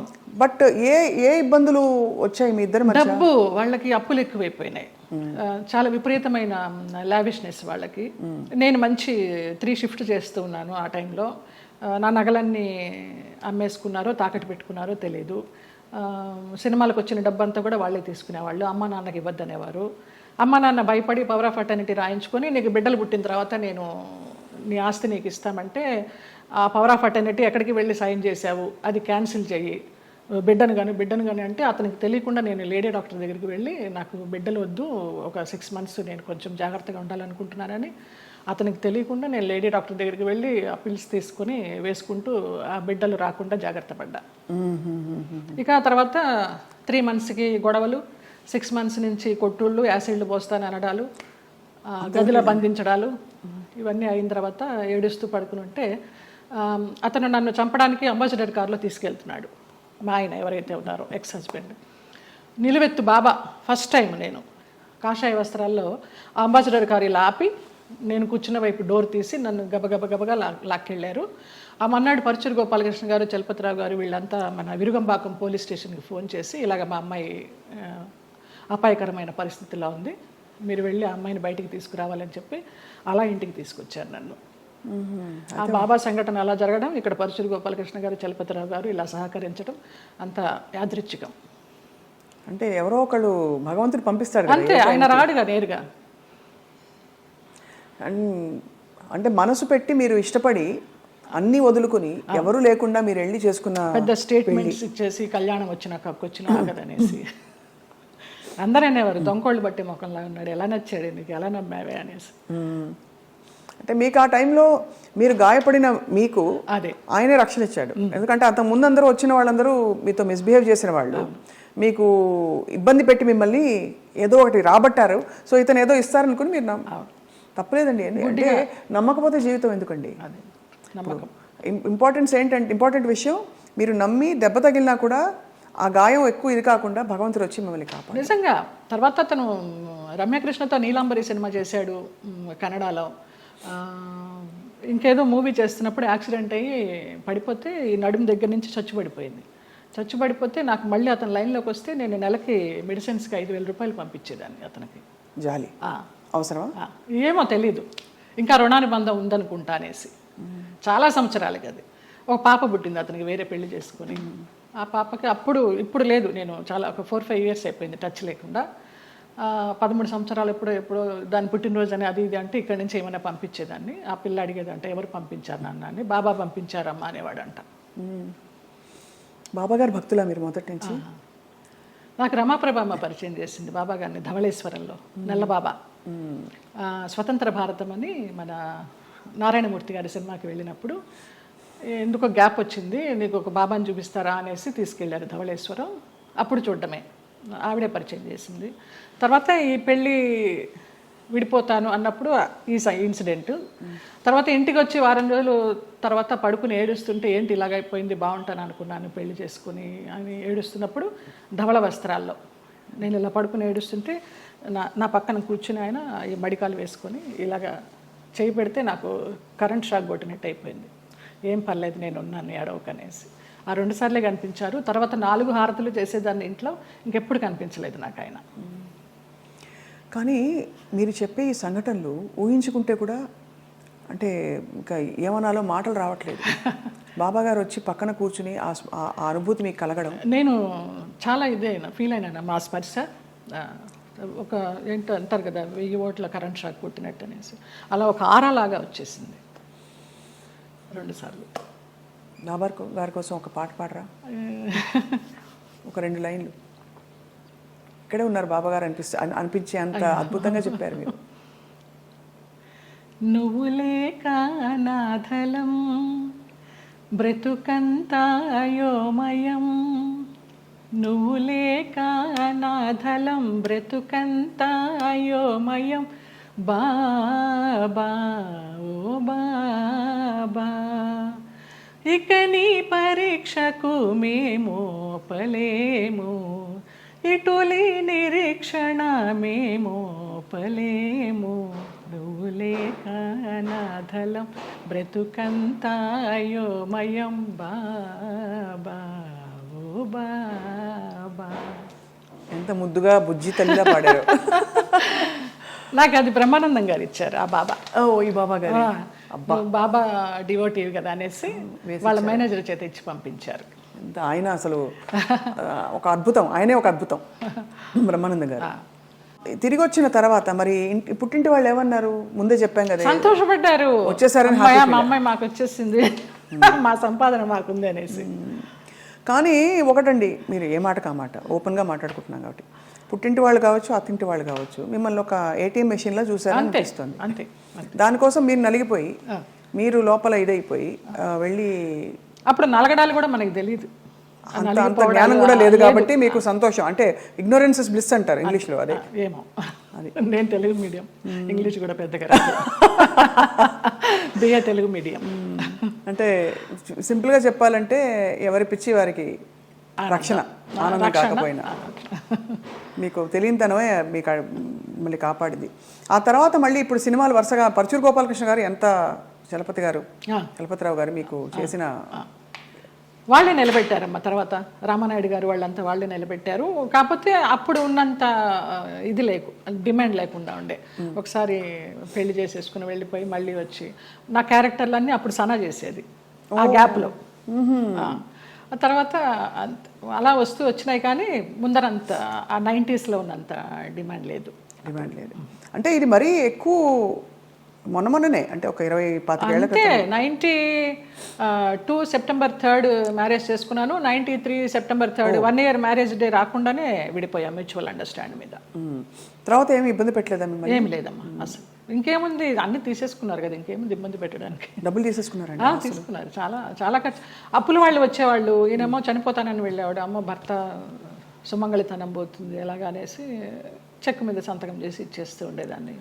ఎంత కోల్పోయారు జయలలిత గారు? పోయింటాయమ్మా, ఒక 50 సావరెన్స్ గోల్డ్ లాగా పోయి ఉంటుంది, ఒక 25 lakhs క్యాష్ పోయి ఉంటుంది. సో దాదాపు ఆ రోజుల్లో చాలా ఎక్కువ కదా అది. 2-3 కోట్లు అనుకోండి ఈ రోజులు ఈజీగా. ఆ లెక్క కూడా తెలియదు మనకి. అంటే కానీ అదే బాధ చాలా. మీరు మీకోసం ఇష్టంగా ఎప్పుడైనా ఏదైనా కొనుక్కున్నారా? ఒక ఇల్లు, ఒక కారు, ఒక నగలో? అట్లా మేము నగలు ఇష్టం. నేను కొనుక్కున్నప్పుడల్లా అమ్మ అడిగేది నాకు కూడా ఆ నగ కావాలి అనేసి. నేను ఏదైనా చీర కొనుక్కుంటే నాకు ఆ చీర కావాలని అడిగేది. ఒకప్పుడు నగలు చీరలు ఇష్టము. ఈ కార్లు ఇళ్ళు అంటారా నాకు తెలియదు. ప్రాపర్టీలు చేర్చుకోవడము, కొంచెం డబ్బు ఉంటే దాచుకోవడము, ఏదైనా కొనడము, అది పెరుగుతుంది అనుకోవడము, ఆ బిజినెస్ మైండ్ లేదు. అదే ఉంటే కనుక మరి ఇంత మీరు అన్ని పోగొట్టుకుంటారా చెప్పండి? అందరూ అనేవారు ఏదైనా స్థలం కొని పడేయమ్మా అని, వినేదాన్ని కాదు. అదే ఇల్లు, పెళ్ళి, పిల్లలు అన్ని ప్రాప్తంలో ఉండాలంటారు, అవి లేవు. చాలా దారుణం అండి. మీకు മലയാളം അറിയുമോ? അറിയും, നന്നായിട്ട് അറിയും. നന്നായിട്ട് 25 പടം అభినయించుండు మలయాళത്തിൽ. అంతే కదా, అంత పెళ్లి చేసుకున్నవాడు మలయాళి. అవును, తిట్టేదాన్ని మలయాళంలో. అవునా? పట్టి నాకు అదొకటి తెలుసు, పట్టి పట్టి కళూరుండము అనే గాడిద. మలయాళ వంటలు కూడా వచ్చా జయలలిత గారు మీకు? అసలు నాకు మన తెలుగు వంటే రాదు, స్టవ్ అంటించడమే రాదు. ఓలన్ ఓలన్ ఓలన్ అంటే కాలన్ కాలన్ പച്ചടി കിച്ചടി എരിശ്ശേരി ഒന്നും അറിഞ്ഞൂടാ. ഒന്നും അറിഞ്ഞൂടാ. కాఫీ టీ పోలే അറിഞ്ഞൂടാ. ఇప్పుడు అసలు మీకు వంట రాదా? అసలు స్టవ్ అంటించడం రాదు తల్లి. ఎంత ముద్దుగా చెప్పారండి. ఎలా మరి మరికి ఎవరు చేసి పెడతారు? మా మేనమామ కొడుకు వాడు, నలభీమ పాకం వాడే. అన్ని మార్నింగ్ అక్కడ సోఫాలో కూర్చున్నానంటే నైట్ డిన్నర్ వరకు అన్ని అక్కడికే వస్తాయి. అవ్వా, క్వీన్ అనమాట అంతే. పోతే పోనీ లేదు, దునియా గోలీ మారు దునియాకు అంతే. ఒక సన్యాసి జీవితం, ఒక మహారాణి జీవితం అన్నీ. అయితే అప్పుడు మళ్ళీ మీరు పుంజుకుని తిరిగి వచ్చాక ఎవరు చెప్పేవారు మీకు మంచి చెడు ఇంత గాయం అయి తిరిగి వచ్చారు, రెమ్యూనరేషన్ ఎంత అడగాలి, రోల్ ఒప్పుకోవాలా వద్దా, రోల్ కట్ చేసేస్తే అడగాలా వద్దా, మీకు ఇవ్వవలసిన సౌకర్యాలు సెట్లో మీకు ఏదో ఇలాంటివి ఇస్తున్నారు, ఫ్లైట్ ఇస్తానని ఇవ్వలేదు, ట్రైన్ ఇచ్చారు, ఈ అడ్జస్ట్ అవ్వాలా లేదా, ఈ మంచి చెడులు ఎలా తెలిసేది మీకు? తెలీదమ్మా. ఇప్పుడు నేను చెప్తున్నాను కదా, ఒక మోస్తరు సినిమా అయితే వాళ్ళు ఏదో చెప్పేవారు, ఇన్ని రోజుల క్యారెక్టర్ అమ్మా అని. నేను ఒక రెమ్యునరేషన్ అడిగేదాన్ని, అది కాదమ్మా కొంచెం తగ్గించండి అనేవారు. సరే, కానీ రెమ్యునరేషన్ ₹1 తక్కువైనా పర్వాలేదు, కానీ మర్యాద తక్కువైతే మాత్రం నేను భరించలేను. టైంకి అన్నం పెట్టాలి. నేను బ్రాహ్మణ అమ్మాయిని, ప్యూర్ వెజిటేరియన్. మీరు పెరుగన్నం పెట్టినా చాలు, టైంకి పెట్టాలి. ఎప్పుడో 2 గంటలకి 3 గంటలకి బ్రేక్ ఇస్తానంటే నా వల్ల కాదు. ఒక 2 కొబ్బరి బొండాలు ఇవ్వాలి, ఒక 4 వాటర్ బాటిల్స్ ఇవ్వాలి, మంచి హోటల్ రూము, అవుట్డోర్ అయితే. ఇక్కడైతే నేనే ఇంట్లోనే ఉండి వెళ్తాను. ఇంతే తప్పించి పెద్ద హైలీ డిమాండ్స్ ఏమీ ఉండేవి కాదు నాకు. అమ్మ ఫ్లైట్ దొరకలేదు, ట్రైన్ అన్నారనుకోండి, ఆ చెల్లో పదండి. కానీ చాలామంది మేనేజర్లు టికెట్ కన్ఫర్మేషన్ లేకుండా ఎక్కించేసేవాళ్ళు మమ్మల్ని. అయిపోయిందమ్మా అయిపోయింది అనేసి. తర్వాత మేము ఎన్ని ఇబ్బంది పడిన సందర్భాలు ఉన్నాయో టీసీ దగ్గర. పాపం వాళ్ళు మాకు అప్పుడు ఫేస్ వాల్యూ ఉంది కాబట్టి ఏదో సీట్ ఇచ్చో, లేకపోతే ఇంకొక ఊర్లో బర్త్ ఖాళీ అవుతుందమ్మా అని అలా ఇచ్చో, అలాంటి ఇబ్బందులు పడ్డాం. కష్టాలు పడ్డారు అయితే. ఇవన్నీ అంటే పార్ట్ ఆఫ్ ద గేమ్. కానీ ఆ టైంలో మరి మీ మేకప్, మీ చర్మ సౌందర్యం ఇవన్నీ తెలిసి ఉండేదా? ఇలా చేసుకోవాలి, ఫేస్ ప్యాక్ అస్సలు తెలియదు నాకు. అసలు ఇంతవరకు సెల్ఫ్ మేకప్ తెలియదు. నేను ఇవాళ కూడా చేసుకోలేదు. మీరు చూడండి, ఎప్పుడు చేసుకోను. నేను మేకప్ మ్యాన్ ముందర కూర్చుంటాను, మీకు ఏది వస్తే అది చేయండి అంటే. మీకు అసలు మేకప్ ఎందుకండి అవసరం లేదు. ఏదో ప్రత్యేక క్యారెక్టర్కి ఏదో పెద్ద పెద్ద బొట్లు పెట్టి కాటుకలు పెట్టి చేయాలంటే తప్ప. వాళ్ళందరూ నవ్వుతారు, అదేంటమ్మా 40 సంవత్సరాల నుంచి ఉన్నారు, మొన్న మధ్య టీవీ సీరియల్స్ చేసినప్పుడు కూడా మీరు సెల్ఫ్ చేసుకోరని. నేను సెల్ఫ్ మేకప్ చేసుకోను, నా దగ్గర మెటీరియల్ ఉండదు. ఓన్లీ ఆ టచ్అప్ క్లాత్, స్పాంజ్, ఒక గిన్నె తీసుకెళ్తా అంతే. మిగతా మీరే చేసుకోండి, ఎలా చేసుకుంటారు. మరి ఆ టైంలోనే కదా మీకు వచ్చిన బోరు కొట్టని, బోరింగ్ పాప, ఇవన్నీ ఎప్పుడు వచ్చాయి, ఏ టైంలో వచ్చాయి? లారీ డ్రైవర్ బాలయ్య బాబుతో చేసినప్పుడు జస్ట్ ఒక సీన్, ఒక సాంగ్, ఒక ఇమాజినేషన్ సాంగ్, డ్రీమ్ సాంగ్, దాంతో బోరింగ్ పాప అని వచ్చేసింది. జనాల్లోకి బాగా వెళ్ళిపోయింది ఆ క్యారెక్టర్. అవును, చిన్న క్యారెక్టర్ అయినా కూడా. అలాగే ఏప్రిల్ 1 విడుదల భాగ్యం క్యారెక్టర్ కూడా అలాగే వెళ్ళింది. అద్భుతమైన వంశీ గారి సినిమాలు అసలు రేంజ్. అవును. ఏ డైరెక్టర్తో మీరు వర్క్ చేసినప్పుడు మీకు హాయిగా అనిపించేది, అంటే ఇది కదా నాకు ఇష్టమైన వాతావరణం అని? చాలా మోస్ట్లీ ఈవీవి సత్యనారాయణ గారు అలాగే ఉండేదమ్మా, జంజాల గారు అలాగే ఉండేవారు, వంశీ గారు అలాగే ఉండేవారు, మోహన్ గాంధీ గారు అలాగే ఉండేవారు, కోదండరామరెడ్డి గారు అలాగే ఉండేవారు. చాలా ప్లెజెంట్గా. మన శరత్ గారు వంశోద్ధారకుడు, వంశానికి ఒకడు, అవన్నీ చేసి సాయంత్రం 6 అయిందంటే నేను, వైవిజయ, అన్నపూర్ణమ, శ్రీలక్ష్మి, మేమంతా ఒక బ్యాచ్ ఉండేవాళ్ళం సినిమాల్లో. ఒక టైంలో అందరం ఉండేవాళ్ళం, అన్ని క్యారెక్టర్స్ ఉండేవి. ప్యాకప్ ఎప్పుడు అంటే ఆ శరత్ గారు విసుకొని దుబ్బేయండి అనేవారు. రేపు చేసుకుంటాలి, మీ క్లోజులు వెళ్ళిపోండి అనేసి. అలాగా రాఘవేంద్రరావు గారి దగ్గర, అందరి దగ్గర ఒక్కొక్క డైరెక్టర్ ఒక్కొక్క గురువు అంతే. ఎవరి దగ్గర ఏం నేర్చుకోవాలి, ఒక డిసిప్లినా, ఒక సిస్టమేటిక్గా, ఒక యాక్టింగ్గా. బాపు గారిని సార్ ఎలా చేయమంటారు, మీరు చేయండి అమ్మా, నాకు కనుక అది సరిపోలేదనుకుంటే నేను చెప్తాను, నేను ఇంప్రూవ్ చేస్తాను, లేకపోతే మీరు చేసిందే చాలు నాకు అంటారు. మహానుభావుడు చెప్పారండి. విశ్వనాథ్ గారు అయితే అన్నీ చేసి చూపిస్తారు. విశ్వనాథ్ గారితో చేసిన సినిమాలు నేను శృతిలయలు, స్వయం కృషి లాస్ట్లో, చిరంజీవి గారికి చరణ్ రాజ్కి ఫైట్ అప్పుడు స్వయం కృషిలో మంచి వెన్నెల ఇప్పుడు మగువ మనకు పంచబాణుని కేళి బాగుగా గూడుండ మగువా మగువా ఆ సాంగ్. బట్ మంచి సాంగ్. శేషు మాస్టర్ గారు కొరియోగ్రాఫరు. చిరంజీవి గారు ఫైట్ చూస్తారు కానీ జయలలిత సాంగ్ ఎవరు చూస్తారు అక్కడ? అలాగా ఆ క్లాసికల్ సాంగ్ అలాగ అయిపోయింది అనమాట. స్వరాభిషేకం శ్రీకాంత్ గారు ఆయన అన్నదమ్ములుగా చేసింది, అది చేశాను ఏవిఎస్ గారి భార్యగా. మంచి క్యారెక్టర్స్ పడ్డాయి యాక్చువల్లీ, గుర్తుండిపోయే క్యారెక్టర్స్. జంజాల గారిది చంటబ్బాయి, విచిత్ర ప్రేమ, పెళ్లి గోల, ఓహనా పెళ్ళంట. కానీ ఆ వ్యాంప్ క్యారెక్టర్ డాన్సులు కానీ వచ్చినప్పుడు మీకు ఇష్టం లేని బట్టలు వేసుకున్నారు ఎప్పుడు? ఓ అన్నీ పొట్టి పొట్టి బట్టలు వేసేసుకుని నుంచునే వాళ్ళము. మేకప్ మ్యాన్లు స్టాకిన్స్ ఉండేవి కదా అప్పుడు మాకు, మొత్తం గోడకి సున్నం కొట్టినట్టే కొట్టేవారు. ఇలా ఉన్నా కూడా కొంచెం ఎక్కడెక్కడ ప్యాచెస్ ఉన్నాయో, మోకాలు అవి ప్యాచెస్ ఉన్నాయని మొత్తం పెయింట్ కూడా అలా నుంచునే వాళ్ళం బొమ్మలాగా. ఏం కలిగేది కాదు, అలవాటైపోయింది. నేను ఆ డ్రెస్ వేసుకొని కూర్చున్నా కూడా మా అసిస్టెంట్ తీసుకొచ్చి టవల్ కప్పేవాడు. వచ్చి తీసిపారే, ఇది కప్పుకున్న దగ్గర నుంచి వాళ్ళకి ఆత్రం ఏముంది లోపల అని. ఇది మూసినంత వరకే కదా ఆత్రం, ఇది తెరుచుకుంటే ఏముంది తీసి పడేసేదాన్ని. మళ్ళీ షార్ట్కి తీయాలి, అప్పుడు విచిత్రంగా చూస్తూ ఉంటారు. మనకి షార్ట్ కాన్సన్ట్రేషన్ ఉండదు. ఇప్పటి నుంచి ఇలాగే కూర్చుంటా. మానవ నైజం అండ్ అందులో మీలాంటి ఒక స్త్రీ, అంటే ఇంత కష్టం చూసిన స్త్రీ ఎంత దెబ్బతిన్నా కూడా నేర్చుకోకుండా మళ్ళీ ప్రేమలో పడడం సహజం. సో మళ్ళీ అలా పడ్డారా? అంటే పడలేదా? భగవంతుడు నన్ను రక్షించాడు. కానీ ట్రై చేసి ఉంటారు కదా చాలా మంది, అంటే ప్రేమలో పడ్డానికి ఎవరు ట్రై చేయలేదమ్మా. అదే ఉంచుకుంటామని, మళ్ళీ రెండో పెళ్లి చేసుకుంటామని. నాకు ఇంట్రెస్ట్ లేదు, నాకు భయం. ఒక పెళ్ళి చాలు, అయిపోయింది దాంతో ఎక్స్పీరియన్స్. చాలా మంది కాంప్రమైజ్ అయిపోతారు కదా, ఏదో ఒక తోడు, ఏం లేని చోట ఒక తోడు ఉంటుందని. అలా అనిపించలా. అన్నపూర్ణమ్మ వాళ్ళందరూ కూడా అనేవారు, కనీసం పెళ్లి చేసుకోకపోతే ఎవరన్నా బిడ్డనన్నా పెంచుకో, నీకు వయసు అయినప్పుడు ఆసరాగా ఉంటారని. అక్క పిల్లలు అన్న పిల్లలు అందరూ ఉన్నారు చాలే. అది కూడా అనిపించలే. నాకు ఒక బిడ్డ, నాకు ఒక సంసారం, మళ్ళీ పెళ్ళి, మళ్ళీ ప్రేమ చాలు ఒకటి. అమ్మ బాబోయ్, అవును, ఎంత గాయం అయింటుందో మీకు అర్థమవుతుంది. మీరు నేర్చుకోవడం గొప్ప విషయం. గాయం ఎంతైందో తెలియదు కానీ దాని మీదకి వెళ్ళాల, డైవర్ట్ అవ్వాల నేను. బట్ ఏదో ఒక ఏంటి లైఫ్ అనుకుంటే ఏమొచ్చేది మీకు ఆన్సర్? ఇప్పుడు ఫర్ ఎగ్జాంపుల్ పొద్దున్న లేస్తే మేకప్ వేసుకుని సెట్లో ఉండి వాళ్ళకి కావాల్సినట్టు రోజంతా ఉన్నప్పుడు మనకు కావాల్సినట్టు మనం ఉండే టైం ఉండాలని అందరికీ అనిపిస్తుంది. అలా ఉంటుంది కదా, ఏదో ఒక మంచి ఫ్రెండ్స్ ఉన్నారా మీకు? అట్లా కూడా ఎవరు లేరు. ఇప్పుడు రాగిణి, రక్ష, లతాశ్రీ వాళ్ళందరూ సోకాళ్ళు వాళ్ళందరూ ఎప్పుడైనా మీ మధ్య ఎప్పుడు ఈర్ష్యలు, కాంపిటీషన్లు ఏమీ లేవా? ఎప్పుడు లేదు. ఈ చీర నువ్వు తీసుకో, నువ్వు కట్టుకో, ఎలాంటి ఫ్రెండ్షిప్? ఎన్నో అలాంటివి ఎన్నో. నేను రాగిణికి ఎన్ని ఇస్తాను చీరల నగలు. పాపం పాడైపోయినవి కూడా అది మళ్ళీ రిపేర్ చేసుకుని, అక్క నువ్వు ఇచ్చింది చూడు ఎంత బాగుందో, కట్టుకున్నాను అంటుంది. అలాంటిదే తప్పించి నువ్వు కట్టుకుని ఇప్పేసిన చీర నాకు ఇస్తావేంటి, అలాంటివి ఏం లేదు. ముందర అడుగుతుంది, అక్కలకి ఆ వదిలినకి చీరలు తీస్తున్నాను అంటే అక్క నన్ను గుర్తుపెట్టుకో, నాకు కూడా ఇవ్వంటుంది. అలా చాలామందికి ఇచ్చిన సందర్భాలు ఉన్నాయి. సో 90వ దశకం ఆరంభంలో మీకు మ్యారేజ్ ఫెయిల్ అయిన తర్వాత దాదాపు మీరు ఒంటరి ప్రయాణమే.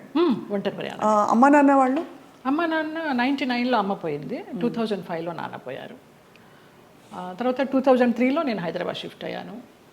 ఇంకా అక్కడ ఉన్న ఒక ఇల్లు అమ్మేసి అక్కల అన్నలు అందరూ వేరే కాపురాలు పెట్టేసుకున్నారు. ఆ డబ్బుతో ఇక్కడికి వచ్చి నేను మధురానగర్లో చలపతిరావు గారు చెప్పి ఆయన ఉండే ఫ్లాట్స్లోనే పైన పెంట్ హౌస్ కొనుక్కున్నాను. ఓరిని బ్రహ్మ బంగారంగాను, ఏవిఎస్ గారి సినిమా షూటింగ్ అప్పుడు.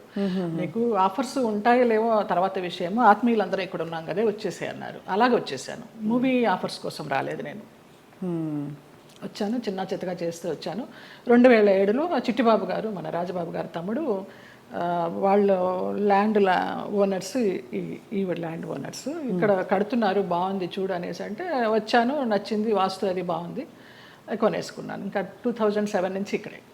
చాలా అద్భుతంగా మెయింటైన్ చేస్తున్నారు మీరు. అంటే ఎక్కడ కూడా ఇది పాత అపార్ట్మెంట్, కొత్త అపార్ట్మెంట్ లాగే అనిపిస్తుంది. మోడల్ అండ్ అలాగే ఇంటీరియర్స్ చేయించడం. ఇంటీరియర్స్ అంతా మీ టేస్టేనా? అబ్బాయి నాకు అసలు టేస్ట్ అనేదే లేదు. అయ్యో, అంత గుడ్డెద్దు చేలో పడ్డట్టేనమ్మా. ఏదో చేసుకుంటాము, అందరూ వచ్చి బాగుంది అంటారు. దానికోసం టైం వెచ్చించి ఇది చేస్తే ఎలా ఉంటుంది, ఇది చేస్తే ఎలా ఉంటుంది, ఆ థాట్ లేదు, ఆ ఓపిక లేదు. సో అలా మరి జీవితం అలా నడుస్తూ మీరు వచ్చారు. మధ్యలో మీరు శరత్ బాబు గారు ఒక, అది మనసు బంధం అని చెప్పచ్చా? మనసు బంధమే. నేను బాగా అనుకున్నాను, ఆయన కొంచెం అనుకుని వదిలేశారు. ఇప్పుడు ఆయన ఉన్నా కూడా చెప్పేదాన్నేమో, లేరు కాబట్టి ఇంకా ఫ్రాంక్గా చెప్తాను. ఆయనతోనే యాత్రలు అన్నీ చేశాను. మహానుభావుడు, దేవుడు నాకు ఒక గైడ్ని పంపించాడు అనుకున్నాను, లేకపోతే నేను అన్ని యాత్రలు చేసేదాన్ని. చాలా చాలా మంచి వ్యక్తి, అందులో ఏమీ సందేహం లేదు. ఒకరి రూపాయి తినరు, ఒకరికి పెట్టరు. ఆయన ఫ్యామిలీ వరకు ఆయన చూసుకుంటారు కానివ్వండి, అది లేదు, ఆ గుణం లేదు. ఆ టైంలో మిమ్మల్ని వివాహం చేసుకునే టైంలో కొంతమంది ఇండస్ట్రీ ప్రముఖులే ఆపారు ఆయన్ని, లేకపోతే మీ అవును తెలుసు, పెళ్ళయి సెటిల్ అయ్యేవారు కూడా అన్నారు అంట. నిజం. చాలా ఆలోచనలు చేశాము. ఒక బిడ్డను కూడా కందామని ఆలోచన చేశాము, దానికి అన్ని ప్లానింగ్స్ వేసుకున్నాము. తర్వాత ఆయన ఆలోచిస్తూ ఉంటారు, సంవత్సరాల తరబడి ఆలోచిస్తూ ఉంటారు. ఒక విషయం చెప్తే ఒక 100 రకాలుగా ఆలోచించి, లలిత ఇలా వద్దేమో, అలా వద్దేమో, మనం ఎవరన్నా కానీ వాళ్ళు మన ఇద్దరం పోయామనుకో అమ్మాయిని ఆస్తి కోసం ఏమన్నా చేస్తారేమో, ఇలాగంతా కూడా చెప్పేవారు. నేను చాలా ఫ్రాంక్గా ఫస్ట్ టైం చెప్తున్నాను. నేను వాళ్ళ ఫ్యామిలీ మెంబర్స్ నేనేమి లెక్క చేసేది లేదు. వాళ్ళ ఫ్యామిలీ మెంబర్స్లో ఒక తమ్ముడు నాతో చాలా క్లోజ్గా ఉంటాడు, ఒక తమ్ముడు ఫ్యామిలీ. ఇప్పుడు కూడా వారి అబ్బాయి మీతో టచ్లో ఉన్నారు ఉన్నాడు అని అంటారు. అంటే పిల్లలాగానే ఎక్కడ మిమ్మల్ని ఒక శత్రువుగా చూడలేదు కుటుంబానికి? లేదు లేదు, కుటుంబానికంటే వారి కుటుంబానికి. వారి కుటుంబంలో ఎవరికి నేను పెద్ద తెలీదు, మా మధ్య ఏం జరిగిందని కూడా ఎవరికి తెలియదు. ఈ తమ్ముడు గారి ఫ్యామిలీకి తప్పించి వాళ్ళకు కూడా అంతంతే పైనే. నాకు ఆయనకి పరిచయం ఉందనే తప్పించి కొంచెం డీప్గా వెళ్ళామనేది తెలియదు. మీరు రమాప్రభ గారితో చాలా క్లోజ్ కదా ఒక టైంలో. రమాప్రభ గారు శరత్బాబు గారిని చాలా విమర్శించేవారు, చాలా ఇంటర్వ్యూలో బహిరంగంగా తిట్టారు. ఎందుకు మీ దృష్టిలో ఎందుకు ఇంత మంచి వ్యక్తి అని మీరు చెప్తున్నారు? మీ మనసుతో చూస్తే అవును కదా, కరెక్ట్ అనిపిస్తుంది. ఎందుకంటే మీరు ఎవరిని అసలు మిమ్మల్ని హాని చేసిన వాళ్ళనే మీరు జడ్జి చేయని వ్యక్తి. అలాంటిది అసలు అంటే మనం ఒకవైపునే విని చెప్పలేము కదా, మరి జడ్జ్ చేయలేము కదా. మరి అప్పుడు వాళ్ళిద్దరు కలిసి ఉన్న పరిస్థితుల్లో ఏం జరిగిందో అది నేను కూడా చెప్పలేను. కానీ నా వరకు ఆయన చాలా మంచి వ్యక్తి, చాలా మంచి వ్యక్తి. ఏ విషయంలో మీకు నమ్మకం కలిగింది? ఫర్ ఎగ్జాంపుల్ అంటే మీరు చూసిన అనుభవాల్ని బట్టి మనని ఇతను హింసించడు, మన డబ్బులు తీసుకోడు, లేదు వేరే విధంగా వేధించడు, కంట్రోల్ చేయడు, ఇలా రకరకాల కేటగిరీల్లో మనం తిన్న దెబ్బల్ని బట్టి ఆ విషయంలో మనకు నమ్మకం కలుగుతుంది. ఏ విషయంలో మీకు ఒక భరోసా కలిగింది ఆయన మీద? నాకు తెలియదు. నా అంతటి నేనే మామూలుగా బావా అని పిలిచేదాన్ని, వెళ్ళేదాన్ని. రమాప్రభ గారి కోసం అక్కకి ఏమన్నా చేయండి బావా అనేదాన్ని. అక్కకి చాలా చేశానమ్మా, ఇంకా నేను చేయాల్సింది ఏమీ లేదు అనేవారు. అలాగా నేను ఈ గుళ్ళు వెళ్తాను, ఆ గుళ్ళు వెళ్తాను, ఈ పురాణాలు చదువుతానంటే ఆయన దగ్గర కూర్చుంటే గంటలు అలాగా టైం పాస్ అయిపోయేది. అప్పుడు నేను ఒక ఆడదాన్ని అనే అభ్యంతరం లేకపోతే మీ వెంట తీసుకెళ్ళడానికి, మీరు యాత్రలకు వెళ్ళినప్పుడు నాకు చెప్పండి బావా, నేను వస్తాను అనేదాన్ని. అలాగా మా యాత్ర సాగిందనమాట. అట్లా ఇంకా ఆయన లలిత అని పిలవడము, క్లోజ్ అయినామని చెప్పాలి. దాదాపు మీకు అంటే గృహస్థాశ్రమం లేకపోయినా వానప్రస్థాశ్రమం లాంటిది తొందరగా ఫాస్ట్ ఫార్వర్డ్ మోడ్లో కర్మలు అయిపోతాయి చూడండి. ఇప్పుడు మనం అనుభవించడానికి వచ్చిన కర్మలు అయిపోవాలంటారు కదా, అలా మీకు ఏదో రాసి పెట్టినట్టు మీరు దాన్ని అటాచ్ అయ్యారు, మళ్ళీ డిటాచ్ అయిపోయారు. అవును. ఆయన ఒక విషయంలో బాధపడుతున్నప్పుడు చిట్టిబాబు గారు వాళ్ళే చెప్పారు, పోనీలే నీకు భగవంతుడు ఆయన్ని గైడ్ కింద పంపించాడు నువ్వు యాత్రలు చేయడానికి. ఆయన పోయినప్పుడు బాధపడితే మంచి వ్యక్తి వెళ్ళిపోయారు అనేసి అన్నారు. ఇంకా అప్పటితో ఆ ఆలోచన కూడా లేదు. ఇంకా వెళ్ళాను, హాస్పిటల్కి వెళ్ళేదాన్ని, చూసేదాన్ని, అసలు మన సృహలోనే లేరు. లాస్ట్ ఇయర్ February 14th నాడు, వ్యాలంటైన్స్ డే నాడు హాస్పిటలైజ్ అయిన మనిషి May 21st నాడు పోయినారు. చూడలేకపోయారు కదా? చూడలేకపోయిన వాళ్ళం. బావా అని పిలిచేదాన్ని, అయ్యప్ప అని పిలిచేదాన్ని ఆయన్ని. ఆయన ఆధ్వర్యంలో ఇరుముడి కట్టుకొని నేను మండలం రోజులు అయ్యప్ప దీక్ష చేసి అయ్యప్పకే వెళ్ళాను. ఆయనతో వెళ్ళాలనుకున్నాను కానీ వెళ్ళలేకపోయినాను, నేను విడిగా వెళ్ళాను. అప్పుడు నేను ఇరుముడి కట్టుకునేటప్పుడు ఆయనే చెప్పారు నాకు మంత్రాలన్నీ. అట్లా అయ్యప్ప అని నా ఫోన్లో కూడా తత్వమసి అని ఫీడ్ అయి ఉంటుంది ఆయన పేరు. అయ్యప్ప తత్వమసి అంటే ఎంత మీరు మనసులో ఆయనకి చాలా చాలా ఆరాధించాను. ఆయనకి సేవ చేసుకుంటూ అలా ఉండిపోవాలనుకున్నాను. బట్ భగవంతుడు పడనిలా. లేదు, రుణం లేదు. అది అంతేనండి బంధాలు కదా, బంధాలు అంతేనా? మరి అంతే అనుకోవాలి. రుణం ఉన్నంత వరకు మనం కలిసి ఉంటాం, తర్వాత కూడబెట్టిన పుట్టిన వాళ్ళు మన బిడ్డలే. అలాంటప్పుడు ఇంకా బయట నుంచి ఎక్కడో వచ్చిన వాళ్ళు ఆ రుణం ఉన్నంత వరకే ఉంటారు. అది రుణాన్ని బంధ రూపేణ పశుపత్ని సుతాలయ. సో మరి ఉన్నంతకాలం కష్టపడి ఉంటే దాన్ని ఎలా చూడాలి? రుణం ఉంది కాబట్టి నాకు కష్టాలు పెట్టాడు, కష్టాలు పడదాం అనుకోవాలా? లేకపోతే అంతే, పడాలి. కష్టాలని భరించే శక్తిని ఇవ్వమని కోరుకుంటా నేను. నువ్వు కష్టాలను ఇచ్చావు, భరించే శక్తి నువ్వు, అదే కోరుకుంటా ఎప్పుడు. మరి ఎప్పుడు ఇది సరికాదు, సవ్యం కాదని ఇప్పుడు చాలామంది ఆడపిల్లలు, మీకు అయిన ఎక్స్పీరియన్స్, మీ పెళ్లిలో 6 నెలల్లో ఒక హింస, ఒక ఎక్స్‌ప్లాయిటేషన్ ఉంది, బయటకు వచ్చేయాలని ఆలోచించిన పరిస్థితుల్లో ఎప్పుడు బయటికి రావాలనే స్ఫురణ ఎలా కలుగుతుంది? బికాజ్ భరిస్తాం, సర్దుకుంటాయన్న హోప్ ఉంటుంది. ఆ స్ఫురణ ఏం చెప్పిన మాట వినాలని మీ గైడెన్స్ అడుగుతున్నాం. మీరు డైరెక్ట్గా పడ్డ వ్యక్తి కాబట్టి మీకు అర్థమైంది కదా ప్రశ్న. అది మన రాతలో ఉంటుంది, ఏదో అదృశ్యవాణి చెప్తుంది మనకి, భరించావు చాలు, ఇంకా ఇది చెయ్యి అని గైడెన్స్ వచ్చేస్తుంది అని. నాకు బ్లైండ్గా వెళ్తాను నేను అంతే. అంతే, అంత డీప్గా వెళ్ళి నాలెడ్జబుల్గా చెప్పాలంటే నాకు తెలియదు, కానీ అనిపిస్తుంది, మనకే అనిపిస్తుంది ఇంకా ఆ టైం అయిపోతుందని అనిపించినప్పుడు అది ఆటోమేటిక్గా వస్తుందని నేను అనుకుంటున్నాను. ఎంత ఇవాల్వ్ అయ్యారు మీరు స్పిరిచువల్గా, ఎన్ని కష్టాలు పడినా కూడా ఎంత పరిణితి తెచ్చుకున్నారు మీరు అంటే జీవిత ప్రయాణంలో. నేను కేరళ డీటాక్స్కి వెళ్ళినప్పుడు కూడా 14 days ఒంటరిగా ఉన్నాను. అప్పుడు నా లైఫ్ స్టైల్ మారిపోయిందమ్మా, మైండ్ సెట్ కానీ లైఫ్ స్టైల్ కానీ. ఎంత భయస్తురాల్లో నేను, చిన్న విషయానికి భయపడిపోతే, ఎక్కడన్నా నొప్పి వస్తే, ఇక్కడ నొప్పి వస్తే బ్రెస్ట్ క్యాన్సర్ ఏమో, ఇక్కడ నొప్పి వస్తే అపెండిసైటిస్ ఏమో అని అస్సలు లేదు. ముక్తినాథ్ నడిచి దిగాను -degreesలో మొన్న. అవునా? మొన్న రీసెంట్గా 4 days అవ్వలేదు. ఆ ముక్తినాథ్ ఒక ఇన్సిడెంట్ చెప్పాలి స్వప్న. ఒక ఆవిడ కటక్ నుంచి వచ్చారు, జ్యోత్స్నారావు అనేసి, ఒరిస్సా ఆవిడ కాదులే, ఒరిస్సాలో జాబ్ చేసేవారు, కాకినాడ ఆవిడ, బ్రాహ్మణ ఆవిడ. ఎవరు లేరు, నానే వాళ్ళు ఎవరు లేరు, తోడబుట్టిన అన్నదమ్ములు కానీ అక్క చెల్లెళ్ళు కానీ సంసారం కానీ పిల్లలు కానీ ఎవ్వరు లేరు. ఆవిడ బ్రహ్మచారిణి. ఆవిడ వచ్చి నాకు ఎవరు లేరు 3 రోజులు ప్రయాణం చేశారు మాతోటి. 11th నాడు బయలుదేరాము ఇక్కడి నుంచి, 12th 13th నాడు ముక్తినాథ్ తీసుకెళ్లారు. అలాగే డోలీలో ఎక్కించి వెళ్ళారు. ఆవిడకి ఏదో హై బ్లడ్ బీపీనో షుగర్ ఏదో ఉంది. అన్నం తినాలనిపించక మాత్రలు వేసేసుకుంటున్నారు. తర్వాత ఆ ముక్తినాథ్లో జామ్సంలో మేము స్టే చేసినప్పుడు వెన్ను ఒలికించే చలి, అక్కడ హీటర్స్ ఉండవు, హీటర్స్ పెడితే ఆక్సిజన్ అందదంట, హై ఆల్టిట్యూడ్ అనమాట. అక్కడ ఆ రోజు నరకం అనుభవించాం అందరం, 80 members గ్రూప్ మేము. Sai Krishna tours and travels అని సాయిరామ్ గారు, ప్రసన్న గారు, వైఫ్ అండ్ హస్బెండ్, ఆది దంపతులు. నిజంగా 2009 నుంచి వాళ్ళు ఈ ట్రావెల్ చేస్తున్నారు. ప్రతి ఒక్క గ్రూప్తో ట్రావెల్ చేస్తారు. ఇంకా నేను లైఫ్ జర్నీ అంతా వాళ్ళతోనే యాత్రలు కంటిన్యూ చేయాలని వాళ్ళతో చెప్పి కూడా వచ్చా కన్ఫర్మేషన్. ఆవిడ ముక్తినాథ్ని దర్శించుకొని, సాయిరామ్ గారు మేము వెళ్ళే రోజు ముందర రోజు నైట్ హోటల్లో డిన్నర్కి గ్యాదర్ అయినప్పుడు చెప్తారు, అమ్మ ఇలా ఉంటుంది అక్కడ సిచ్యువేషను, స్నానాలు చేయకండి, 108 జలధారలు ఉంటాయి, స్నానాలు చేయకండి, -degrees ఉంటాయి, నెత్తి నీళ్లు చల్లుకుంటే చాలు, మనకి ముక్తినాథుడి దర్శనం కావాలి, మీరు ఆయన్ని చూడడం కాదు ముఖ్యం, ఆయన మిమ్మల్ని చూడడం ముఖ్యమని చాలా చక్కగా వివరించి ఆవిడని అడిగారు, అమ్మ మీ పరిస్థితి ఇలా ఉంది, వస్తారా, రాలేకపోతే రూమ్లో ఉండండి, భోజనం ఏర్పాట్లన్నీ చేసి మీకు ఒక మనిషిని పెట్టి నేను వెళ్తాను. లేదు సాయిరామ్, నాకు ఆ ముక్తినాథుడిని చూడాలి, నా ఒకే ఒక కోరిక అన్నారమ్మ. వచ్చారు, ముక్తినాథుడిని చూశారు. మర్నాడు అందరం బయలుదేరి బస్సుల్లో పోఖ్రా రిటర్న్ రావాలి.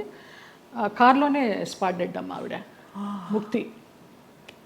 ముక్తినాథుడు అన్నందుకు ముక్తి, మోక్షం. ఎంత అదృష్టవంతరాలు, ఎవరు లేరని 80 మందితో ప్రయాణం చేసి 3 రోజులు ముక్తినాథుని చూసి 4వ రోజు పోయింది. అసలు అద్భుతమైన సంఘటన అయితే నాకు, నేను మర్చిపోలేను ఈ యాత్రలో. ఆవిడ చనిపోయినప్పుడు ఎంత ప్రేతకళగా ఉందో, చితి మీద పెడితే అక్కడే ఎవరో కజిన్ నెంబర్ దొరికింది, ఫోన్లో అడిగితే మేము రాలేమండి, అంత దూరం మీరు చేసేయండి అని ఈయనకు అథారిటీ ఇచ్చేశారు సాయిరామ్ గారికి. అక్కడ ఆర్మీ సహాయంతో ఆయన మన హిందూ సాంప్రదాయంలో ఆమెకి దహన సంస్కారాలు చేస్తే, చితి మీద పెట్టినప్పుడు ఆవిడకి ఫోటో తీస్తే ఎంత చిద్విలాసంగా ఉందో తెలుసా అమ్మ ఆవిడ ముఖం. చనిపోయినప్పుడు ఈ 4 బయటకు వచ్చేసి కళ్ళు తేలేసి ఉన్న మనిషి హాయిగా అలా ఉంది. అసలు అది జన్మలో మర్చిపోలేను. అంతకుముందు రోజు అడిగారు, ఎవరికి ముక్తి కావాలంటే 2 చేతులు ఎత్తా నేను, ఏం మీకు లగేజ్ లేదా అని అడిగారు. నాకు ఏ లగేజ్ లేదన్నాను. అంటే వెనకాల బంధాలు లేవా అనేసి. మీరు అనుకుంటే కాదు దేవుడు అనుకోవాలి, ఆయన ఎవరికి ఇవ్వాలో వాడికే ఇస్తారు అనేసి. అలాగా ఆవిడ అదొక అద్భుతమైన సంఘటన. ఆనందించాం, ఆవిడ పోయినందుకు బాధపడలేదు. ఎంత అదృష్టవంతరాలు, ఎంత చక్కని అనాయాసన మరణం అంటారు కదా, అలా. కార్లన్నీ ఆగినా ఏంటనంటే పోయారు. అంటే భగవద్ దర్శనం అయిందా అని చాలా మందిని అడుగుతాం. ఇంతకంటే నిదర్శనాలు ఏముంటాయి? మోక్షం, ముక్తినాథుడు. మా వాళ్ళందరూ, మా మామ కొడుకులందరూ ఆ -degreesలో 108 జలధారాల్లో స్నానం చేశారు. ఒక్కొక్క జలధార నుంచి ఇంకొక జలధార వెళ్తుంటే వాళ్ళకి బ్రెయిన్ పనిచేయడల్లా ఫ్రీజ్ అయిపోతుంది, అలా చేశారు. నేను ఆ 108లో చల్లుకోవడానికి అరగంట పట్టింది, ఈ చెయ్యి పనిచేయాల 1 గంట, బ్లడ్ క్లాట్ అయిపోయి. అంత చలి, -degrees. అది అంత కష్టతరమైన ప్రయాణం. ఎంత చక్కగా వెళ్ళొచ్చామో వారి ఆధ్వర్యంలో. ఈ సందర్భంగా ఆ దంపతులకు పాదాభివందనాలు. ఆ ప్లేసెస్లో నిజంగానే ఒక మహిమ ఉంటుంది కదా జయలలిత గారు. ఎందుకంటే మీరు ఇంత జీవితం చూసి భగవత్ స్పర్శ ఎక్కడ ఎందుగలడు అందులేడని సందేహం వలదు అని అంటారు కదా, అలాగా భగవంతుడు అన్ని చోట్ల ఉన్నాడు సర్వాంతర్యామి అంటూ కూడా మనం కొన్ని ప్లేసెస్కి ప్రత్యేకంగా వెళ్ళడానికి కారణం ఏంటంటే వాళ్ళు నడయాడిన ప్లేసులు అవి అని చెప్తారు. ఇప్పుడు నైమిసారణ్యం ఎంతమంది మునులు మహానుభావులు తపస్సు చేశారు. అక్కడికి వెళ్ళంగానే మనకు ఆ వైబ్స్, కొన్ని గుళ్ళకి వెళ్తే మామూలుగా దండం పెట్టుకుని వచ్చేస్తాం, కానీ అదే మనం తిరుమల వెళ్ళినప్పుడు ఆ వెంకటేశ్వర స్వామి చూస్తుంటే మనకు తెలియకుండానే ఆనంద బాష్పాలు కారిపోతాయి. ముక్తినాథుల దగ్గర కూడా అలాగే కారిపోయినాయి నాకు. మన దేవుళ్ళ రూపాలు ఉండవు, ఏముండవు, వాళ్ళు నేపాల్ పద్ధతిలో తయారు చేస్తారు, అలా ఉన్నా కూడా వైబ్స్ ఉన్నాయమ్మా. అంతే, వాళ్ళు నడయాడిన ప్రదేశం. జనక్పూర్ వెళ్ళాము, సీతారాములు నడయాడిన ప్లేసు, వాళ్ళ కళ్యాణం అయిన ప్లేసు. చాలామంది మా గ్రూప్లో అక్కడికి వెళ్ళి దండలు మార్చుకున్నారు, మళ్ళీ సీతారాముల కళ్యాణం లాగా. అలాంటి వైబ్స్ ఉన్నాయి, అందుకే వెళ్ళాలి. ఇంట్లో కూర్చున్న భగవంతుడు దర్శనం ఇస్తాడు, అది వేరే విషయం. వాళ్ళు నడయాడిన ఆ పుణ్యభూమిలో నడిస్తే ఆ పాదధూళి మనకి కొంచెం పుణ్యం ఇస్తుందని. రెండోది మీరు అన్నట్టు ఆ ప్లేస్కి వెళ్ళిపోయాక మనం నేను ఫలానా, నేను స్వప్న, నేను జయలలిత, నేను సో అండ్ సో అన్నీ మర్చిపోయి, నేను జ్యోత్స్న మర్చిపోయి కేవలం ఒక అంకిత భావంతో ఒక డిజాల్వ్డ్ స్టేట్లో వెళ్తాం. అంతే, అది కూడా ఒక సర్వస్వ శరణాగతి అయిపోయి నువ్వు తీసుకొచ్చావు, నువ్వే చూసుకో, శరణాగతి అంతే. అందులో కూడా చాలా అద్భుతాలు మన లోపల జరుగుతాయి. అద్భుతాలు అంటే మన అహంకారం కరగడం అన్నీ కదా, మనకి తెలియకుండానే అది ఆ ఉద్వేగం అది అంతా వచ్చేస్తుందమ్మా. నేను సంజయ్తో అదే అన్నాను. సంజయ్ కదా ఇంటర్వ్యూ ఏర్పాటు చేసింది, సంజయ్ కిషోర్. నాకు గుంటూరులో చిన్నప్పటి నుంచి వాడు నన్ను కొట్టేవాడు. వాడు కొడుతుంటే నేను పరిగెత్తేదాన్ని. వాళ్ళ ఇల్లు పెద్ద ఇల్లు గుంటూరులో, పెద్ద ఇల్లు. కొడుతుంటే పరిగెత్తేదాన్ని, తర్వాత వాడిని ఎత్తుకునేదాన్ని. వాడు ఈ రోజున ఇంత గొప్పవాడైనాడంటే చాలా సంతోషము. చాలా పద్ధతైన మనిషి. ఎంత పద్ధతైన మనిషి. వాళ్ళ ఇంట్లో వాళ్ళ అమ్మగారు నాకు పెద్దక్కలాగా, పాపాయి అంటే ఆవిడ. నా అభివృద్ధికి ఆవిడ సంతోషిస్తుంది. నా సొంత వాళ్ళు కూడా సంతోషిస్తారో సంతోషించరో కానీ ఆవిడ అంత సంతోషిస్తుంది, అంత బ్లెస్ చేస్తుంది ఆవిడ. నువ్వు బాగుండాలి, నువ్వు బాగుంటే మేము బాగుంటాం అనేసి. లేదు, మీరు ఎప్పుడు మీరు బాగుంటారు, మీ చుట్టూ ఉండేవాళ్ళు అంటే మీకు భగవద్ రక్షణ ఉందని క్లియర్గా ప్రూవ్ అయిందమ్మా. నాకు చాలా ఈ యాత్ర తర్వాత నాకు భగవదానుగ్రహం మెండుగా ఉందని చాలా నమ్మకం వచ్చింది నిజంగా. ఇంకా అసలు ఏమూలో ఉన్న భయం కాస్త పటాపంచలైపోయింది, ఏం లేదు. మీ జీవితంలో కీలక పాత్ర పోషించిన వ్యక్తులు గుమ్మడి గారు ఒకరు. ఇది గతంలో లోగడ మీడియా వాళ్ళు చాలా సందర్భాల్లో అడిగారు, రకరకాలుగా లింకప్లు రాశారు మీకు వారికి. అసలు అంత లింకప్ చేయాల్సిన అవసరం ఎందుకు వచ్చింది? అంటే మీరు కేవలం వెళ్ళి ఇప్పుడు ఒక మనిషి ఇంకో మనిషి సేవ చేయొచ్చు, చూసుకోవచ్చు, స్త్రీ పురుషులు కావడంతో అలా రాశారు. ఏ స్త్రీ పురుషులు అయినా వయసు భేదం లేదమ్మా. నా తండ్రి వయసు ఆయనకి. మేము సినిమాలన్నీ మానేసుకొని పొద్దునైతే ఆయన ఫోన్ చేసి, నా గొంతు పొద్దున్నే కొంచెం మగవాడి వాయిస్ లాగా ఉంటుంది, పొద్దున్న లేవగానే ఫోన్ చేస్తే బాచి అనేవారు. బాచి అనుకోండి, బాచి లిఫ్ట్ చేశాడు. బాచి కాదండి నేనే జయమ్మని అంటే, జయమ్మ నీ గొంతు ఏంటి అలా ఉంది, మంచు మార్గే గొంతులాగా ఉంది. ఇంకొక ఎవరినో పోల్చేవారు అనమాట. ఏం చేస్తున్నావు ఇవాళ, ఏం తీసుకొస్తున్నావు వంట. అలాగా ఆయన్ని మేము అభిమానించి మహామహులు, వాళ్ళ సేవ చేసుకోవడానికి పూర్వజన్మ సుకృతం ఉండాలి నిజంగా. తల్లిదండ్రి లేరు, వాళ్ళ ప్లేసుల్లో వాళ్ళని ఊహించుకొని, ఆ లెజెండ్స్ వాళ్ళు చేసిన క్యారెక్టర్స్ ఊహించుకొని మనకి ఇంత గొప్ప అవకాశం వచ్చింది. వారితో కూర్చుని భోంచేసేయడం కానీ, వారితో కూర్చుని పేకాడడం కానీ, వారితో కూర్చుని వైన్ తీసుకోవడం కానీ. నా కోసం సులా అని ఒక వైన్ బాటిల్ తెప్పించేవారు రోజు 8 వందలు పెట్టి, ఇది నీకే, ఇది జయమ్మకే, వేరే ఎవరు ముట్టుకోవద్దనేసి. అంత అభిమానంగా కొన్ని సంవత్సరాలు, ఒక 4-5 సంవత్సరాలు జర్నీ చేశాము. ఇప్పుడు అటు నుంచి వెళితే నాకు ఆ ఇల్లు చూస్తే మాత్రం ఏడుపు వస్తుంది. అవును, మీరు చెప్పారు. అంత మంచి. ఆయన కుటుంబ సభ్యులు ఎవరు లేరా ఆ టైం? ఉన్నారు, ఎందుకు లేరు. ఆయన కూతుళ్ళు, బిడ్డలు, కొడుకులు. ఒక కొడుకు US లో ఉండేవాడు, ఒక కొడుకు చెన్నైలో. వాళ్ళు ఎవరు సరిగ్గా చూసేవారు కదా? మీ ఫోన్ నుంచి నేను ISD చేసి ఇచ్చేదాన్ని ఆయనకి మాట్లాడడానికి. కొడుకు పుట్టినరోజు అంటే విష్ చేయడానికి కానీ, లేకపోతే ఆయనకి ఏదైనా బాగాలేకపోతే చెప్పడానికి కానీ. ఎప్పుడైనా వాళ్ళందరూ మిమ్మల్ని, ఆడపిల్లలు వచ్చేవారు. ఇక్కడ సాంబమ్మ అని ఒక ఆవిడ ఉండేది, ఆవిడ వచ్చి చూసిపోతూ ఉండేది. శారద బెంగళూరులో ఉండేది, ఇప్పుడు ఇక్కడే షిఫ్ట్ అయిపోయింది. విజయమ్మ చెన్నైలో ఉంటుంది, ఇంకొక చిన్నమ్మ అమెరికాలో ఉంటుంది, ఒక ఆవిడ క్యాన్సర్తో పోయింది. ఫోన్లు చేస్తూ ఉంటారు. కానీ లాస్ట్లో ఆయనకి ఒంట్లో బాగాలేనప్పుడు ఆయన పక్కన అంబులెన్స్లో కూర్చుని హాస్పిటల్లో జాయిన్ చేసింది నేనే. ఇంకా ఆయనకి వెంటిలేషన్ తీస్తారనగా జయ ఇట్రా అనేసి నన్ను ఇట్లా గుండెల మీద పడుకోబెట్టుకున్నారు, పోయినారు.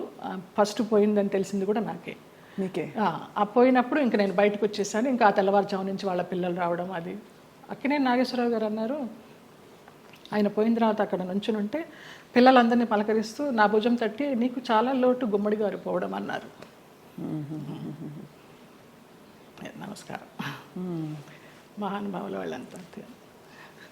No comments. అంతకంటే అంటే ప్రపంచం అలా ఉందండి ఇప్పుడు. ఒక మనిషికి మధ్య ఏదో ఒక ఎంత విచిత్రమైన అనుబంధం అండి. మీరు నిజంగా ఎవరికైనా వండి పెట్టాలంటే ఇంకో కొంచెం తక్కువ వయసు వాళ్ళు దొరకరా చెప్పండి. అది ఏదో ఒక ఆత్మీయత కలిగి కదా మీరు. అంతే ఆ టైం ఆ పీరియడ్ ఆయనతో మేము గడపాలి అంతే.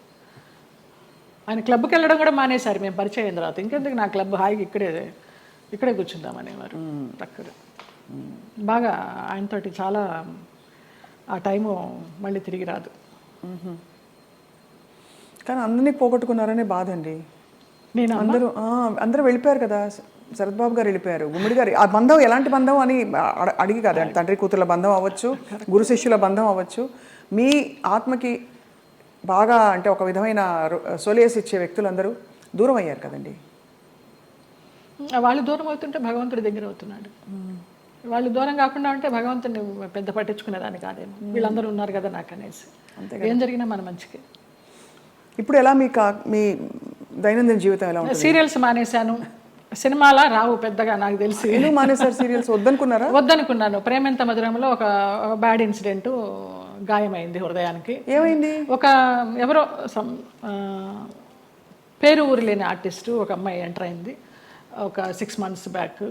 నేను మానేసే ముందర 3 సంవత్సరాలు అంత చక్కగా బాండింగ్ తోటి నిజంగా తల్లి కొడుకుల్లాగానే నేను, శ్రీరామ్ కానీ అందులో చేసిన వాళ్ళందరూ కానీ అలాగే క్యారెక్టర్ పరంగా మేము యాక్ట్ చేయలేదు, అసలు జీవించాం మేము. గ్లిజరిన్ కూడా వేసుకునేవాళ్ళం కాదు ఏడుపు సీన్లు ఉంటే. ఆ అమ్మాయి వచ్చి కొంచెం యారగెన్స్ అంతా చూపించడము, మర్యాద లేకపోవడం సీనియర్స్కి. ఒక సీన్లో అయితే అయిందని అలాగే అడ్జస్ట్ అయిపోయి చేస్తున్నాను. మానేద్దామా అనుకుంటూ పోనీలే మంచి సీరియల్, మంచి పేరు వచ్చింది, శ్రీరామ్ మంచివాడు, అతన్ని చూసి చేయాలని అనుకున్నాను. ఒక టైంలో ఇంకా పీక్స్కి వెళ్ళిపోయింది ఆ అమ్మాయి బిహేవియర్. శ్రావణ శుక్రవారం నాడు పూజకి గాజులు లేకుండా కూర్చుంది మొండి చేతులతోటి. నేను ఒక పెద్ద సఫిస్టికేటెడ్ మదరు, అంత సాంప్రదాయాన్ని పాటించే మదరు, అత్తగారి పక్కనే కూర్చుని పూజ చేస్తూ ఉంటుంది. అప్పుడు నేను క్యారెక్టర్ పరంగా ఆలోచించి అత్తగారి స్థానంలో నేను ఇక్కడ ఉన్నాను కదమ్మా, నేను లేకపోతే నీ ఇష్టం వచ్చినట్టు చేసుకోవచ్చు, శ్రావణ శుక్రవారం పూజ ముత్తైదో గాజులు వేసుకుని చేయాలన్నానమ్మ. నా చెయ్యి నా ఇష్టం, నువ్వెప్పుడు చెప్పడానికి అంది, వేసుకొని అంది. అంతలాగా ఎందుకు ఏమో తెలియదు. అది ఆరగెన్సీ అంతే. ఆ పిల్లకి సీనియారిటీ విలువ తెలియదు, క్యారెక్టర్ విలువ తెలియదు. ఎవరండి యాక్టర్? ఆఫ్ కోర్స్ చూసాను, నేను సీరియల్స్ చూడండి కాబట్టి ఇలా అడుగుతున్నాను. అమ్మాయి పేరు కూడా మర్చిపోయినాను, అసలు మైండ్లోనే లేదు అది. చేస్తూ తర్వాత అమ్మాయి September 3 జరిగింది ఇది లాస్ట్ ఇయర్. అక్కడి నుంచి శ్రీరామ్ బయటే ఉన్నాడు. నాన్న ఇలాగ జరిగింది, నాకు చేయబుద్ధి కావడలేదన్నాను. నీ ఇష్టమమ్మా, నీకు ఇష్టం లేకపోతే మానే అన్నాడు. కారు ఇచ్చాడు, ఎక్కాను, వచ్చేసాను అంతే. అక్కడ బహుశా మీ ప్రయాణం అయిపోయిందేమో అంతే. అలా ఇలా ఈ సంఘటన ద్వారా అలా కొంచెము అయిష్టంగానే చేస్తున్నాము, ఇష్టం లేకుండా. ఆ క్యారెక్టర్కి కూడా ఇంపార్టెన్స్ తగ్గడము, ఆ ఫీల్ కూడా రావడల్లా చేస్తుంటే. డైరెక్టర్ గారితో అనేదాన్ని, ఇంతకు ముందర ఫీల్తో చేసేవాళ్ళమండి, ఇప్పుడు రావడం లేదనేసి. డైరెక్టర్ మారిపోయాడు వెంకట్ అని, అతను చాలా ఇష్టము, చాలా మంచి టెక్నీషియన్. సరే, ఆ యూనిట్ నుంచి బయటకు వచ్చారు, వేరే యూనిట్ ఎవరైనా ఆఫర్ చేస్తే ఎందుకు చేయకూడదు? వద్దనిపించిందమ్మా, ఇంకా అసలు నాకు సీరియల్స్ వద్దు. అంటే నేను ఆ గంగిరెద్దులాగా అలంకరించుకోవడము, రోజుకి అన్ని డ్రెస్ చేంజ్లు, పొద్దు నుంచి నైట్ వరకు టైం లేకుండా. 12 hours అండి కాల్ షీట్. పంపించరమ్మా. నేను తొందరగా వెళ్ళిపోతానంటే, అమ్మ సీనియర్వి నువ్వే వెళ్ళిపోతానంటే మిగతా వాళ్ళందరూ కూడా వెళ్ళిపోతారా? అందులో సీరియల్స్ లో బాగా పిండేస్తారు కదా. నరకం. ఎన్ని సీరియల్స్ చేశానో అన్ని సీరియల్స్ అన్నం పెట్టినాయి, కాదని లేదు. కానీ వద్దనిపించింది, ఇంకెవరికి పెట్టాలి, నేను వద్దు. మంచి సినిమాలు ఏమైనా వస్తే చిన్న చితక సినిమాలు చేసుకుందాము, లేదా కృష్ణారామాని యాత్రలు చేద్దాము, ఉన్నది పెట్టుకొని ఉన్నంత వరకు. తర్వాత భగవంతుడు చూసుకుంటాడు అంతే. అక్క వీళ్ళందరూ టచ్లో ఉంటారా? ఎప్పుడు టచ్లో ఉంటారు. అబ్దికానికి, నాన్న అబ్దికానికి చెన్నై వెళుతూ ఉంటాము. 2 అన్నయ్యలు అక్కడే ఉన్నారు. అందరం కలివిడిగానే ఉంటాం. 3 అప్పచెల్లెళ్ళు, 2 అన్నదమ్ములు. సరే, మీకు మీ ప్రయాణం ఇలా రాసుందని మీరు సరిపెట్టుకున్నారు, అది మీ గొప్పతనం అంతే. నా గొప్పతనం కాదు, నాకు దేవుడిచ్చిన వరం అది. నా గొప్పతనం ఏం లేదు. మరి ఇప్పుడు మీకు జీవితం గడవడానికి, యాత్రలు చేయడానికి, మనం శేష జీవితం గడపడానికి కంఫర్టబుల్గా ఫైనాన్షియల్గా? శేష జీవితం వరకు ఉందని నేను చెప్పలేను, ఇప్పటికీ ఉంది. ఈ ప్రేమెంత మధురం చేసిన దాని తాలూకా అది కొంచెం ఉంది. అది కూడా వెనక ముందు చూడకుండా ఖర్చు పెట్టుకుంటున్నాను యాత్రలకి, దానికి. శేష జీవితానికి ఎలా ఉంటుందో నాకు తెలియదు, ఆయన నిర్ణయిస్తాడు. ఆ నమ్మకం అయితే ఉంది. మీ దగ్గర అయితే మాస్టర్ కీ ఉంది అంతే కదా? ఇంకా ఇవన్నీ మాస్టర్ కి లాకర్ కి ఏం లేదు, కానీ మాస్టర్ కీ అంటే భగవంతుడే కదా, భగవంతుడే మాస్టర్ కీ కదండి మనందరికీ. ఆయన నడిపిస్తాడని నమ్మకం. అది ఆ నమ్మకమే. రేపేంటి అని అడుగుతారు, అది ఎప్పుడు ఆలోచించాలి రేపేంటి అనేది. అసలు పుట్టిన దగ్గర నుంచి అవగాహన లేదు, మధ్యలో సంపాదించడం మొదలుపెట్టిన దగ్గర నుంచి కూడా రేపు ఏంటి అనేది క్వశ్చన్ రాలేదమ్మా నాకు అసలు. 700 సినిమాలు అంటే బాధ ఎందుకు వేస్తుందంటేనండి, ఈ పబ్లిక్ ప్రొఫెషన్లో ఉన్న వాళ్ళందరికీ చాలా కష్టమైన జీవితం. మీకు ఎప్పుడు నిద్ర లేవాలి అనే చాయిస్ ఉండదు. వాళ్ళు చెప్పిన టైంకి మీరు హాజరవ్వాలి, వాళ్ళు మీకు నచ్చినా నచ్చకపోయినా, చలున్నా ఎండున్నా వాళ్ళు వేసుకోమన్న బట్టలు వేసుకోవాలి. అలా 700 జీవితాలు మీ మొత్తం ధారపోసి వెచ్చించి మహా నటులే చరిత్రలో అలా ఉండిపోయి మెల్లిగా ఫేడ్ అవుట్ అయిపోతారు విత్ టైం. ఈ నట జీవితం మీకు నేర్పిన విషయం ఏంటండి? ఫేమ్ ఉంటేనే ఏదైనా జనాల్లో ఏదైనా, లేకపోతే ఉందా లేదా అనేది కూడా వాళ్ళకి తెలియదు. ఎందుకంటే పెద్ద పెద్ద నటులు కూడా చాలా కష్టాలు పడ్డారు. మీకు ఉన్న సంపద మీరు అన్నట్టుగా ఆధ్యాత్మికంగా మీరు మలుచుకుని ఒక గౌరవంతో ఆత్మాభిమానంతో కొనసాగిస్తున్నారు జయలలిత గారు. చాలా మనసుకి ముచ్చటగా, ఎంత ఇన్స్పైరింగ్గా ఉందో చెప్పలేని మాటలు. మీకు చిన్న కోరిక ఉంది మాకు. చెప్పండి. మీరు ఒక చిన్న డాన్స్ చేస్తా. నేను మామూలుగా సెమీ క్లాసికల్ ఏమైనా మూవీ సాంగ్ స్వప్నకు కూడా తేలిగ్గా ఉంటుంది. నువ్వు క్లాసికల్ సింగర్ కాదని లేదు, ఏమైనా పాడతారు అనుకొని మనసే అందాల బృందావనం అనుకున్నాను. మా సంజయ్ తిట్టాడు, ఎంత పెద్ద క్లాసికల్ డాన్సర్ నువ్వు సినిమా సాంగ్ చేస్తావా అనేసి. అందుకని ఏ సాంగ్ చేయాలి? భామనే సత్యభామనే ఏమైనా ఒక 4-5 లైన్లు అనగలరా? ఆ 2 లైన్లే మళ్ళీ మళ్ళీ తిప్పి అనమంటే అంట. కొంచెం నేను కూడా కలుపుతాలే. మీరు కలపండి. నిలబడే మీరు కూచిపూడా భరతనాట్యమా? 2 అమ్మ. కూచిపూడి చింతా రాధాకృష్ణమూర్తి గారు, భరతనాట్యం జోసులు సీతారామ శాస్త్రి గారు విజయవాడ నుంచి వచ్చేవారు. కాకుండా తంజావూరు నుంచి గిరిజా నటరాజ్ అని ఒక వైఫ్ అండ్ హస్బెండ్ వచ్చి చెప్పేవారు భరతనాట్యం. ఆంధ్రనాట్యం నటరాజ్ రామకృష్ణ గారు. మళ్ళీ మధ్యలో వెకేషన్స్కి చెన్నై వెళ్ళి చినసత్యం గారి దగ్గర. ఎప్పుడు అనిపించలేదు ఒక డాన్స్ స్కూల్ స్టార్ట్ చేద్దామని? లేదు, వేంప వేషాలు వేసేసరికి, అంటే డిగ్రీ అవుతూ ఇంకా డాన్స్ కంటిన్యూ చేద్దాం అనుకునే టైంలో నాన్న ఫీల్డ్కి తీసుకొచ్చేసారు. ఇంకా ఈ వేంప వేషాలు వేసినప్పుడు నన్ను అలాగే చూస్తారేమో, పేరెంట్స్ పిల్లల్ని పంపించడానికి భయపడతారేమో, ఇప్పుడు సినిమా సాంగ్స్ నేర్పుతుందా లేకపోతే క్లాసికల్ సాంగ్స్ నేర్పుతుందా అని ఏదన్నా అని నాకు నేనే డౌట్ పెట్టుకొని దాన్ని సమారంభించేసా. దిత్త కిడగ తిరుగుతాం, దిత్త కిడగ తిరుగుతాం, తా కిడగ తిరుగుతాం, కిడగ తిరుగుతాం, దిత్త కిడగ తిరుగుతాం, దిత్త కిడగ తిరుగుతాం, తా కిడగ తిరుగుతాం, కిడగ తిరుగుతాం, దిత్త కిడగ తిరుగుతాం, దిత్త కిడగ తిరుగుతాం, తా కిడగ తిరుగుతాం, కిడగ తిరుగుతాం, కిడగ తిరుగుతాం. భామని సత్యభామని, సత్యభామని, సత్యభామని, సత్యారి ముద్దుల వయ్యారి ముద్దుల సత్యభామని, సత్యభామని, వయ్యారి ముద్దుల వయ్యారి ముద్దుల సత్యభామని, సత్యభామని. అద్భుతం. ఎక్కడ ఎంత ఎంత గ్రేస్ఫుల్గా ఉంది అసలు. సంజయ్ గారు, ఇప్పుడు శోభన్ గారు అందరూ చేస్తున్నారు కదండి డాన్స్ పర్ఫార్మెన్సెస్, బ్యాలేస్. అంటే మీకు అఫ్కోర్స్ మీరు ఒక ఆధ్యాత్మిక లోకంలోకి వెళ్ళిపోయారు, ప్రాపంచికంగా లౌకికంగా మీకు కోరికలు లేవు, కానీ అలా చేస్తే ఎంత బాగుండు అని అనిపించే అంత అందంగా ఉంది మీ డాన్స్. శోభనాయుడు గారితో బ్యాలెన్స్ చేశానమ్మా. వెంకటేశ్వర కళ్యాణం, కృష్ణ పారిజాతం, ఆవిడన్నీ మేల్ క్యారెక్టర్స్ ఇచ్చేవారు. నేను అదంతా తీసేసిన తర్వాత జయలలిత నువ్వా వెంకటేశ్వర స్వామి వేసింది, కృష్ణుడికి వేసింది అనేసరికి నిరాశ వచ్చేసింది. అది అర్థమైంది. కానీ అన్ని అన్ని ఆ పార్శ్వాలని మీరు చూశారు జీవితంలో. కంప్లీట్ లైఫ్ కష్టం చూసి ఉగాది పచ్చడిలాగా అన్నీ చూడకపోతే మనకి ఏం చూసాను జీవితం అని అనిపిస్తుంది కదా. అలా మీరు కష్టాలు చూశారు, అన్నీ చూసేసాం. సంతోషం చూసారా ఏదైనా టైంలో? సంతోషం అంటే ఈ యాత్రేనమ్మా. ఈ యాత్రలే. అతి దుఃఖకరమైన సంఘటన, బాధాకరమైన సంఘటన, అతి సంతోషకరమైన సంఘటన అంటారు, కానీ అవి 2 లేవు నాకు. వయా మీడియాగానే వెళ్తూ వచ్చింది. ఈ ముక్తినాథ యాత్ర మాత్రం నాకు చాలా పీక్స్ అనమాట ఇంకా.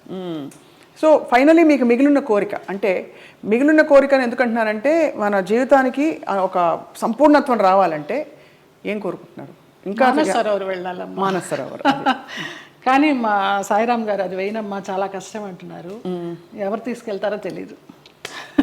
వెళ్ళాల్సి ఉంటే డెఫినెట్గా ఖచ్చితంగా అదే చాలా జరిగిపోతుంది. కోరిక. వెళ్తే తిరిగి వస్తామా లేదా అనేది తర్వాత విషయం.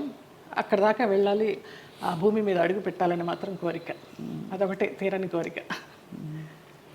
చాలా అద్భుతంగా ఉంది మీతో మాట్లాడడం. చాలా విషయాలు నేర్చుకున్నది ఏంటి అంటే సెల్ఫ్ యాక్సెప్టెన్స్ కంటే గొప్ప వరం లేదండి. ఓకే, అది మీకు వచ్చేసింది కాబట్టి మీరు ధన్యులు ఒకలాగా. ఈ కృష్ణుడి విగ్రహం నాకు నా ఫ్రెండ్ శ్రీనివాస్ అని ఆయన మ్యాంగ్లూర్ నుంచి తీసుకొచ్చి ఇప్పించారు. చాలా చాలా కళకళలాడుతూ మీలాగా. చాలా బరువు కూడా అది. అవునా? అక్కడ రమణాశ్రమంతో మీ అనుబంధం? అరుణాచలం వెళ్తూ ఉంటాము. ఒక శివరాత్రికి గిరి ప్రదక్షిణ చేశాను. ఆయన బుక్స్ చదువుతూ ఉంటాను. అట్లా కూర్చుని ఆయనతో మాట్లాడుకుంటూ ఉంటాను. ఆ ఫోటోగ్రాఫ్ వెనకాల ఇది నా పుట్టినరోజుకి మా డైరెక్టర్స్ అనిల్, రాము అని ఉన్నారు. రాము ఏమో అది ఇచ్చాడు లాస్ట్ ఇయర్ పుట్టినరోజుకి. అనిల్ ఇది ఇచ్చాడు. రుద్రంకోట అని ఒక మూవీ చేశాం కదా, ఆ పిల్లలు. రుద్రమకోట మొన్న లేటెస్ట్ మీది. అవును, అవును, చాలా పెద్ద ఒక పవర్ఫుల్ క్యారెక్టర్ కానీ సినిమా పవర్ఫుల్గా వెళ్ళలేదు, ఆడలేదు. ఓటీటీకి కూడా ఇంకా లేట్ అవుతూ ఉంది. మీరు చాలా చాలా వ్యక్తిగత విషయాలు కూడా ఇవాళ మాతో పంచుకుని చాలామందిని ఇన్స్పైర్ చేశారు జయలలిత గారు. థ్యాంక్స్ అమ్మా. మీకు ధన్యవాదాలు. అయ్యో, మీకు కూడా. Always you will be in our hearts. God bless you. Thank you అండి. నమస్కారం.